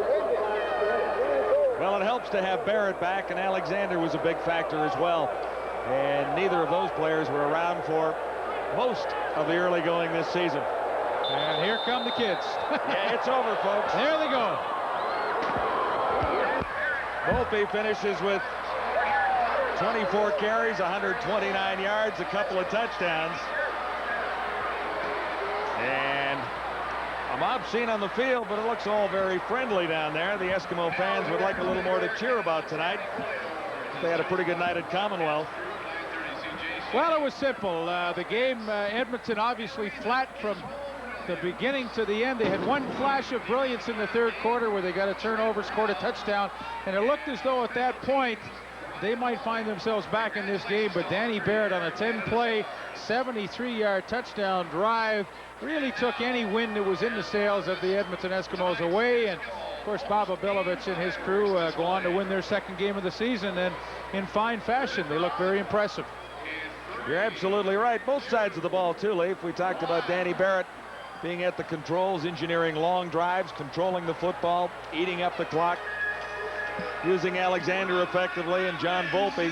But defensively, I thought that this might be the best game of the season for the BC Lions defense, and without going out on a limb, you could likely say it really was, because they played a pretty good football team offensively and shut down the Eskimos. Yeah, they played an aggressive game, too. Guys like Brian Smith and Doug Hawking made good plays. O.J. Bergantz made some key tackles. So, you know, defensively, there was no question they played their best game of the year. And Gord Miller is with a pretty happy head coach. Yeah, we're here with Bob Obilovich amidst the pandemonium. Bob, congratulations, 2 in a row. You're on a roll. Well, it's a lot better than losing, that's for sure, Gord. But, you know, we had a good week of preparation, and we finally got something going last week, and the guys are starting to believe now. We've improved people in our secondary, and now we're starting to look like a pretty good football team. You know, John Merrill had the tough time right away, but really played very well for you the rest of the way. He slipped on that first play, and there was a little confusion on the formation, and I think he was a little out of position. But then when he went to break on the ball, he slipped, and then Gizmo got outside. But he looked good all week in practice, and he looked good enough that I didn't have any second thoughts about not playing him, because he's covered as good as anyone we've brought in here. Tell me about the interception by Tracy Gravely, what that meant to the squad. Well, he's got long arms, and he's a big defensive back, and it's hard to lay that ball over the top on him. Some of those short guys we were playing with earlier in the season would have probably got beat on that. John Volpe, you talked about him when we spoke to you this morning. You talked about the importance of him. Tell us about his touchdown run here in the first half. Well, we caught him in the defense they were in. They were in 6 DBs. We ran a draw play and got a nice hole in there just from that set alone. And when John gets around the goal line, he usually gets it in there. Were you surprised at how well you ran the ball against them? No, we've run the ball pretty well all year. We think we have a good offensive line and good backs. Ryan Hansen really messed up on that one when he missed ruck, and they got the fumble in the second half. Otherwise, you know, our running game would have been pretty outstanding. Is it fair to say, Bob, that this is the kind of game that this football team might have lost, say, 3-4 weeks ago? Oh, no question about it, because personnel-wise, we weren't as good as we are right now. Getting Danny back in the lineup and Ray Alexander and improving our secondary, that's all the difference in the world. And, you know, people that don't know the business don't understand some of these things. They're criticizing us for making changes in the secondary, but we were terrible in the secondary. You got to get better, and now I think we're better. Brian Smith has really made himself a factor in the middle. Last week, that calling card against the Ottawa Rough Riders, and they didn't really throw over the middle much against you guys. Do you feel like you're getting pretty close to having the kind of personnel you want? Well, I was really happy to see our 2 linebackers, Doug Hawking and Paul Wetmore, play as well as they did, because that really allows us to play an American in the middle. Because if we can't play those guys, we can't afford the luxury of an import in the middle. But as long as we're playing well with those guys, then we got a guy back in the middle there that can intimidate some people. OB, I know you'll say you're going to take it one game at a time. Can this team make the playoffs? Well, there's still a lot of games to play yet, and if we get a few breaks, or maybe somebody else runs into a lot of bad luck like we did at the beginning, maybe some of those things will happen. But that's all we're doing right now. We're just trying to give our fans something to cheer for when we play at home, and I hope we have a big crowd there when we go back home against Toronto. OB, congratulations. Go enjoy it. Yeah, I will. Thank you. Bob Obilovich, the head coach of the BC Lions, who have now won 2 straight. A big win over the Edmonton Eskimos tonight at Commonwealth Stadium. OB still hasn't lost here. Back with more from Edmonton in just a moment. You know, there's real magic in Diet Pepsi. It's got that special aha ingredient.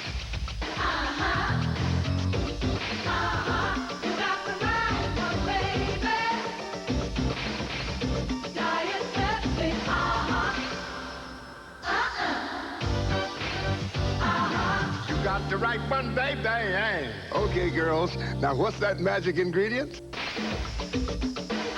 With 100% uh-huh.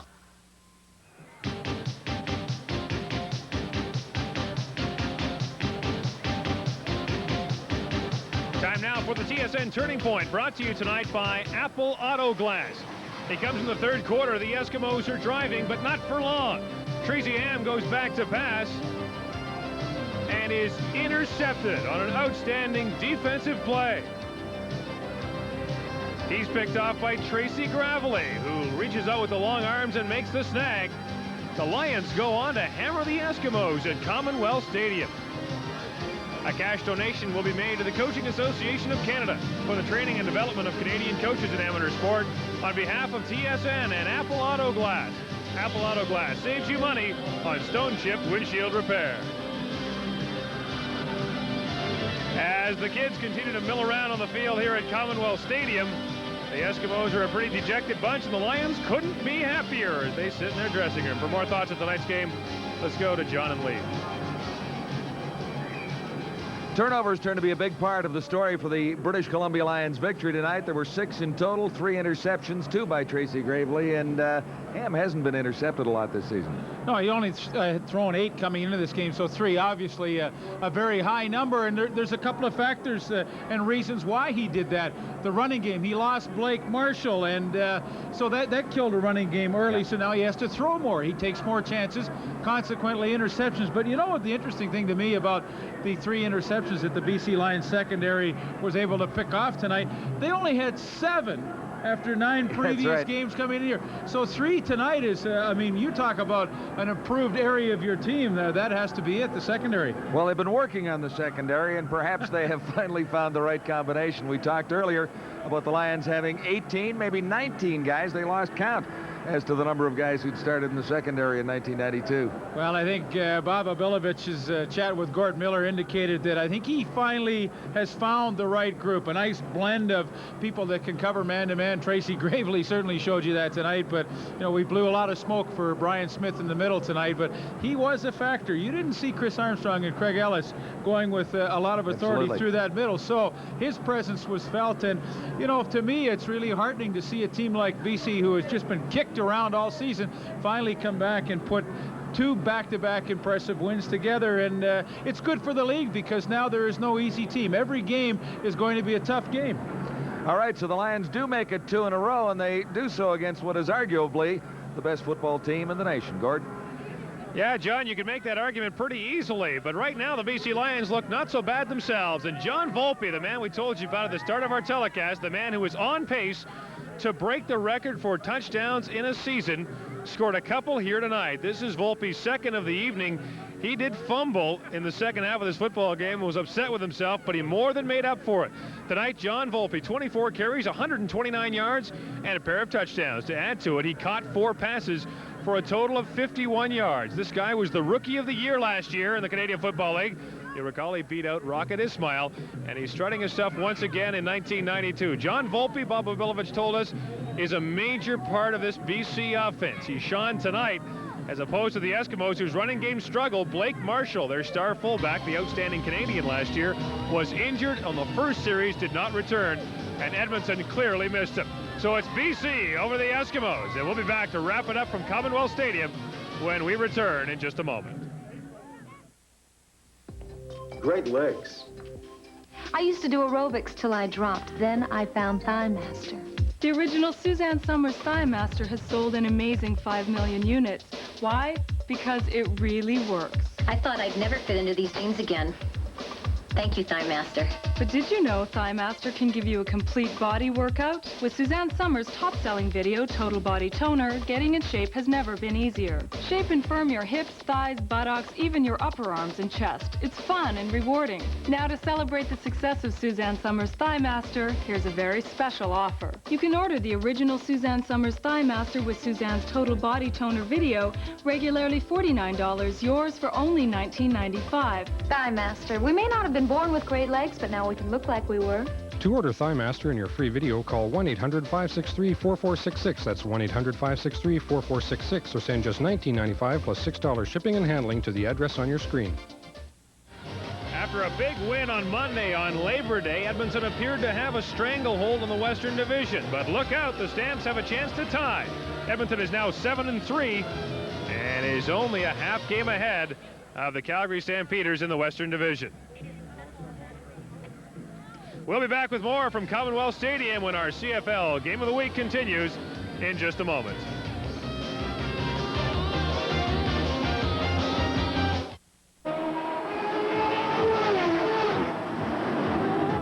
High performance, pushing it to the limit.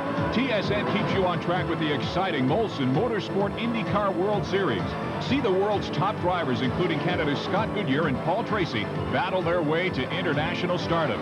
Sunday, September 13th, the Molson Motorsport IndyCar World Series features the Pioneer Electronics 200 from Lexington, Ohio. Don't miss it. Live 1 p.m. Eastern, right here on TSN. I believe that the guy that's trained the hardest is the guy that wins.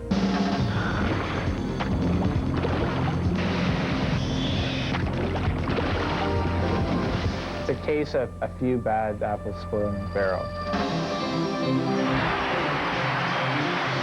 I'm in sport for myself, and if I was taking drugs, I'd be cheating myself. Integrity makes true champions. For the best in soccer action from Europe, join host Graham Leggett for Soccer Saturday. Catch the season opener, an all-new look, all-new excitement. Soccer Saturday, 10 a.m. Eastern on Real TV, TSN. You asked for it. Now you've got it. More of a good thing. Sports Desk on TSN. Now 60 minutes at 11 Eastern. Beginning October 5th. We've got you covered. On a night of fireworks at Commonwealth Stadium, BC provided most of them, beating Edmonton 34-20, the Lions' second straight win. He's also their second of the season. Our next game on TSN comes your way from this very spot. The Hamilton Tiger Cats and their tough defense take on the Eskimos September 25th at 9:30 Eastern Time. A meeting of the two teams that right now, anyway, are in first place in East and West. The CFL Game of the Week on TSN has been brought to you by Pepsi. Gotta have it. For all of us at TSN, I'm Gord Miller. Good night from Commonwealth Stadium in Edmonton.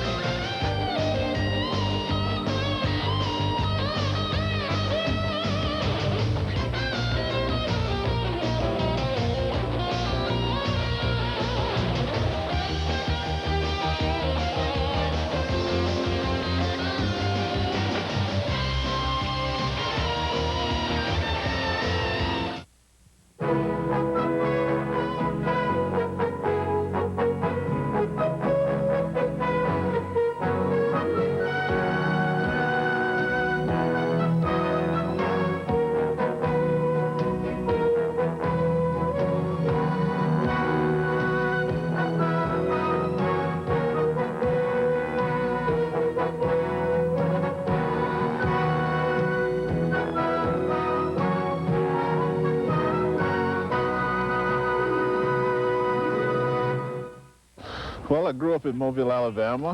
Had a nice childhood from a family of 10 children, 8 boys and 2 girls. And of 8 boys, I was the only athlete in the family. That's surprising. Why? I don't know why. I was the 7th of the 10 children, so most of them was older than I. And I really had no role models to follow as far as sports concerned, but I happened to grow up in a neighborhood around a bunch of guys who did play sports, and we all was good friends and hung out together. And we played all different sports together. Now, there were some guys that played in the major leagues who you grew up with and played baseball with and against. Who were they? Well, there's a lot of good ball players come out of Mobile. Hank Aaron came out of Mobile, Billy Williams, Cleon Jones, and Tommy Agee. And Amos Otis came out of Mobile. Did you play against Henry Aaron and Billy Williams when you were growing up? On the playgrounds there in Mobile. Hank was from another side of town, as we called it. And he played in a different rec league than I.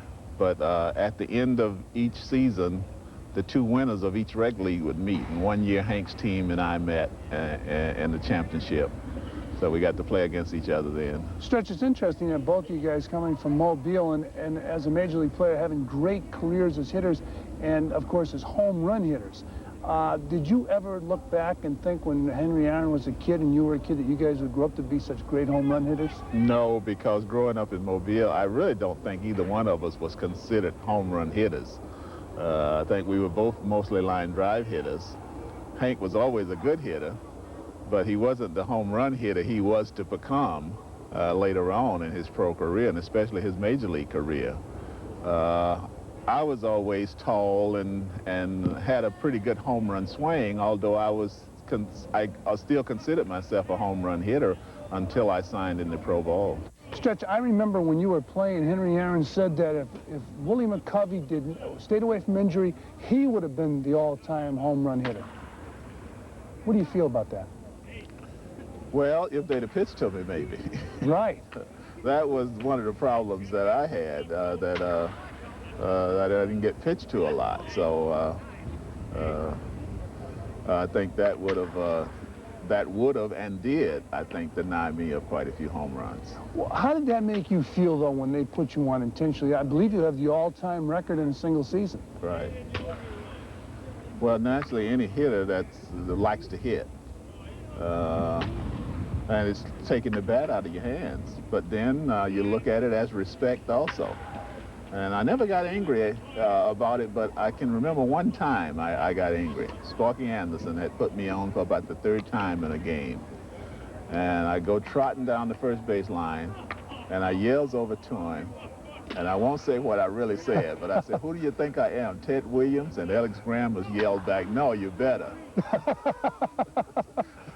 Stretch, do you remember when a major league team saw you and wanted to sign you? I remember the first time I went to a tryout camp, which was in Mobile, and it just so happened it was Al Campanis, because the Dodgers used to come through there holding tryout camps every year in Mobile. And because Mobile being segregated at that time, they would have a few days for the white kids to look at. And then the last day they was in town, the black kids would come out and they'd look at them for about a half a day. And at one time or another, myself, Hank Aaron, Billy Williams, we all went to one of those tryout camps. And of course, I don't really think they was that interested in signing us anyway, but of course, they didn't really look at us long enough to sign us. But that was the first time I went to a real tryout camp. Did it bother you that there wasn't interest in signing you with the Dodgers? I don't really think so. No, it didn't really bother me at the time, because I was so young that I just, in the back of my mind, I always knew deep down that my time was going to come.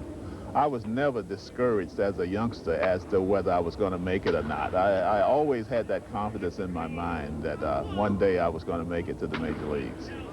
And then the Giants came into your life. They signed you as an amateur, out of the amateur levels, and made you a professional player. Tell us about that period of your life. Well, it just so happened the playground that we used to play on, there was a guy there who was the director of that playground, who happened to be a friend of one of the Giant scouts.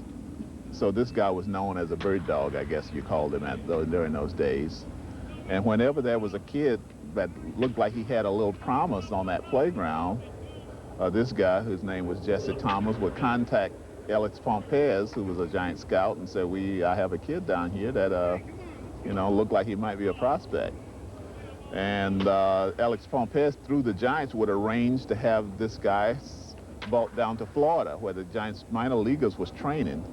And at that time, the Giants would have a bunch of tryouts. They would invite the spring training prior to the minor league teams reporting.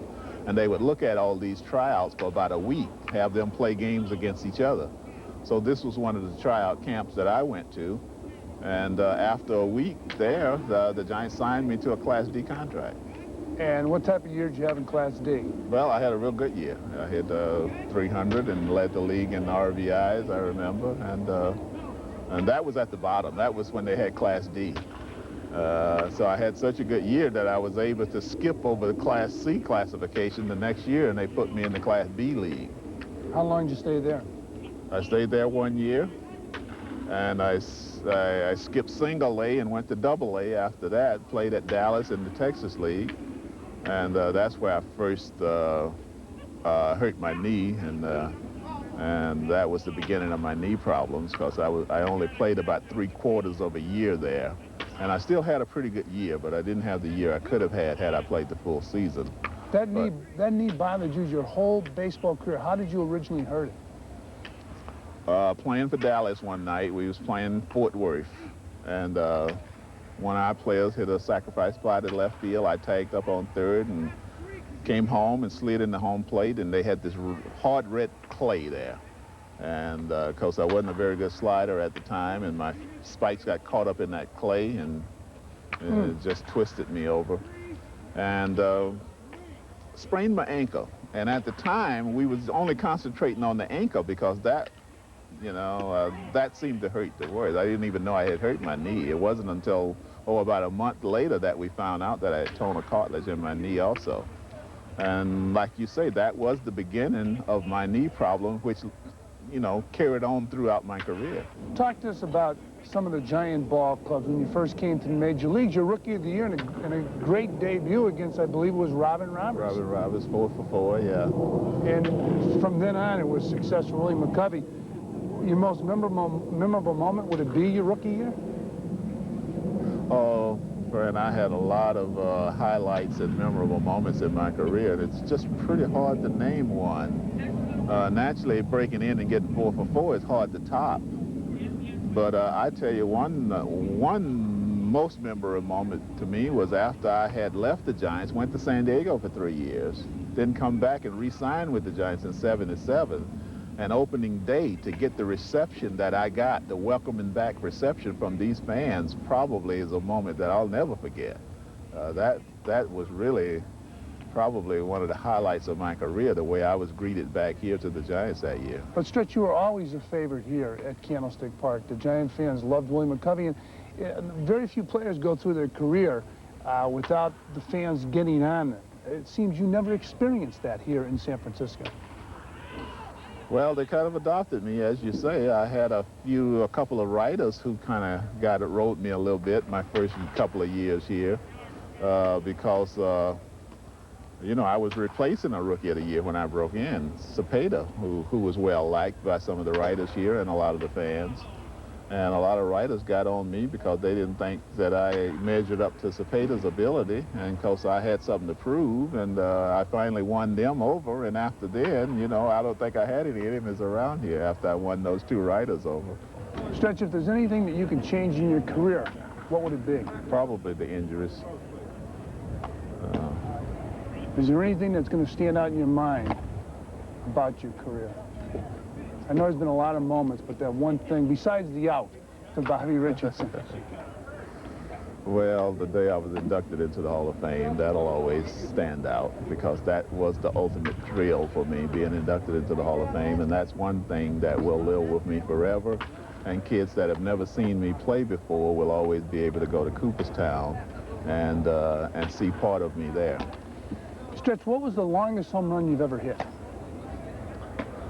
Oh, I don't know. Probably one I hit in Atlanta Stadium, I think. A lot of people seem to think so. And of course, you'll get some arguments from some people in St. Louis. One I hit there of Alvin Jackson. They still talk about that one. So between those two, it's probably a toss-up. What does it mean to a home run hitter to hit a ball further than anybody else? That really didn't mean a lot to me, to be honest with you. I was just happy to get it right over the fence. So to hit one 450 or 500 feet really didn't matter.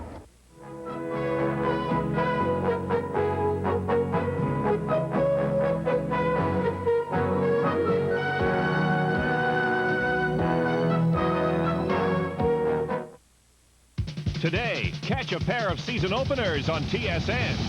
First, Soccer Saturday kicks off a brand new season. Join host Graham Leggett for all the best from the pitch. Then the cream of the crop on the CPGA Tour take their best shots at the Trafalgar Capital Classic. Later, it's the season opener of TSN's CIAU football schedule as the Alberta Golden Bears tackle the Calgary Dinosaurs. Catch it today on Real TV, TSN.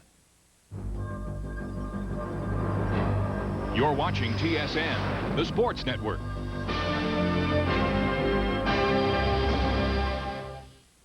Hi, I'm Richard Zokol. I just won the Greater Milwaukee Open. Catch it next on Inside the PGA Tour.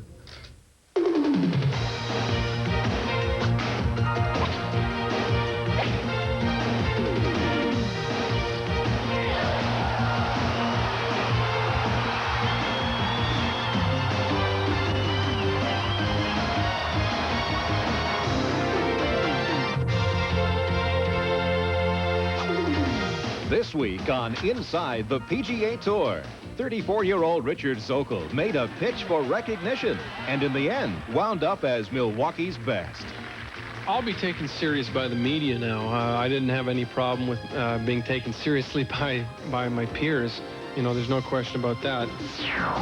And we'll look inside and out at Mark Brooks' recipe for success.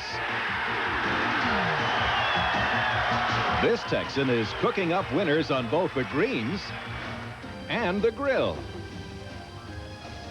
I was an exempt player a couple times, and I had to go back to the tour school, so I had more of those forced weeks off. You know, you didn't have a choice. So I probably developed more of my cooking skills my first 4 years on tour from not being able to play in tournaments and spending more time at home. Play baseball magic at A&P or Dominion. Win a trip for 2 to Walt Disney World Resort with 20 new reasons to visit during their 20th anniversary. Courtesy of Canadian Holidays, a world of vacations. This week's features Skippy Peanut Butter, Oreo Double Stuff and Fudgio Double Stuff from Mr. Christie. Buy 2 packages of Catelli pasta, get 1 free tin of Catelli spaghetti sauce. And Maxwell House ground coffee. Play baseball magic exclusively at A&P or Dominion.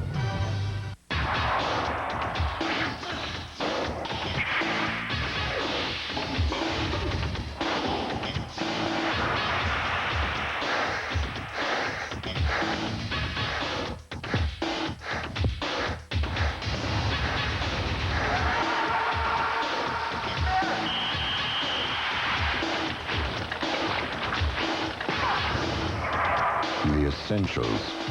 Adidas equipment. That's good for one day.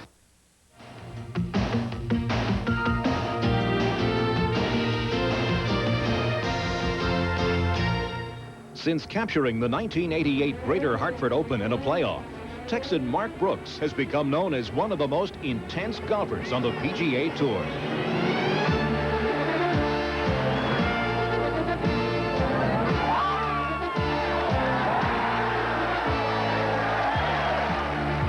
Nothing to say right now. A lot of golf to play. You know, I've been accused of not smiling and different things. Well, that's just the way I play golf. I smile when I'm home. None of my friends accuse me. They understand that I'm concentrating, and it doesn't happen to, my lips just don't go up when I'm concentrating. That's all. Now, one of the most respected tour players, the Fort Worth native has found that life at the top requires the need for a release from the pressure associated with competition. Some players enjoy the thrill of performing on stage, while some get their thrills from the track. Others just enjoy the good old outdoors. But not Mark Brooks. Mark Brooks. Okay, here comes 2 more. Cooks. 4 more. A lot of guys out there have a hobby. Y'all need some more. Several fish and, you know, that kind of thing. And Mark doesn't fish, and Mark goes hunting some with his friends, but not much. He has only done that a few times. So I really think this is his hobby, and I definitely think it's a release. It's something that you can maybe direct some of your, you know, concentration a little on your free time energies towards thinking about preparing and planning a meal and inviting who's going to come over. And so, yeah, I'd say it's a stress reliever and as well as a hobby. Mark got his start in golf and in cooking at a very early age. Probably started from taking a basic sandwich and trying to spruce it up a little bit and maybe excite the normal ham and cheese sandwich. So we kind of started there, and then in college I got to cooking a little bit more. Really, it was when he left for college. He would call and want to know how to cook one of my dishes, and I would start telling him, and I realized that he wasn't writing something down. He was in the kitchen doing it while I was telling him. Brooks got off to a shaky start on tour 8 years ago. But his lack of golfing expertise allowed him more time to master the culinary arts. My first few years on tour, there were times I was an exempt player a couple times, and I had to go back to the tour school, so I had more of those forced weeks off. You know, you didn't have a choice. So I probably developed more of my cooking skills my first 4 years on tour from not being able to play in tournaments and spending more time at home. It's tough to cook on the road. Those forced weeks at home meant more time with daughters Lindsay and Hallie. All right. Mark's hobby is not only a release, but a chance to spend quality time with his favorite critics. They're at the age that they probably would prefer, you know, a Happy Meal or a hot dog. I mean, they do enjoy the food, but I don't think they're old enough to really learn to appreciate the differences. What do I do best? Hot dogs or tenderloin? Hot dogs, that's what I thought. But I'd say my specialty is probably doing more grill work with the meats. And, you know, I like an Italian flair. Use a lot of lighter olive oils and things. And homemade salad dressings, you know, different variations of, you know, the basic oil and vinegars. All right, we'll let that go for a couple minutes. When not with the family in the kitchen, he's with them at the grill, conveniently located next to the family's favorite getaway. Swim down here. Come on. The pool's fun here, and it's a way for us to relax. Plus, we can be with him while he cooks on the grill, and we can be in the pool, and then we eat out by the pool. And so in the summer, we spend a lot of time down there. I actually have views of some golf holes up the hill here. It's a pretty nice spot. We enjoy it. I would rather be in a Sunday playoff. This is Sunday afternoon, but since I can, this is a pretty nice alternative. It's no wonder that Mark would rather have been in a playoff last Sunday afternoon.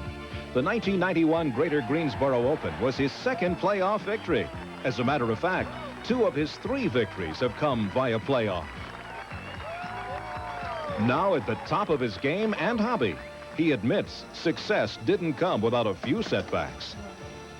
Oh, I've done quite a few things that turned out real bad. I'm probably most infamous with a small party. I tried a bean soup. And it was a special soup that he'd never fixed before. And I said, "Are you sure you should try something new on this guy? You know, he owns a restaurant." And this soup was so bad. It was absolutely the worst thing he's ever cooked. It turned out really awful. So I don't do bean soups as a first course or second course anymore. But basically, you know, everything he fixes is good. I mean, and it's nice for me because I'm not a great kitchen person. I don't love to spend hours in the kitchen cooking. I'm glad he likes to spend time in the kitchen, and they love it too, and it ends up being a nice family time for us. Mark Brooks has cooked up a hobby that is 1 part fun and 4 parts family, which for him is a recipe for success. Is that one yet?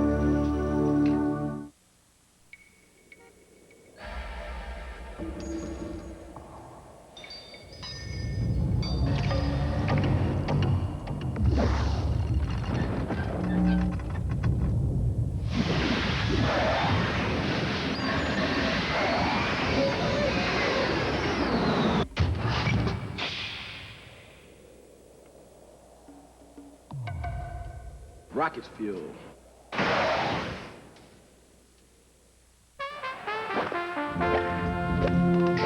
She's 85 yards.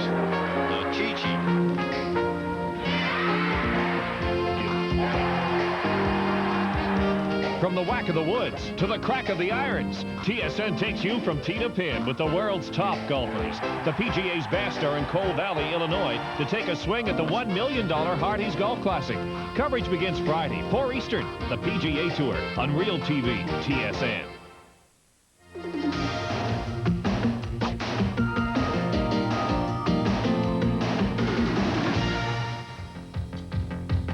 Why does Mark Brooks like to stay in the kitchen? Because he can handle the heat. At last year's Greater Milwaukee Open, the 31-year-old Texan got his third career victory to make him one of the rising young stars on the PGA Tour.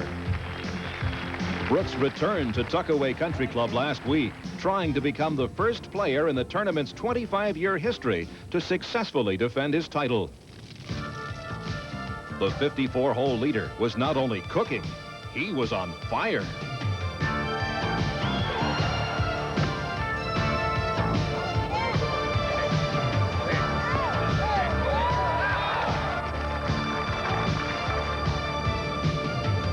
The defending champion increased his lead over Canadian Richard Zokol. Despite Brooks's torrid start, the 34-year-old Zokol from Richmond, British Columbia held tough, adding a little spice of his own. The 1982 GMO was the first PGA Tour event which found Richard in contention. He finished 5th, his best finish his rookie year.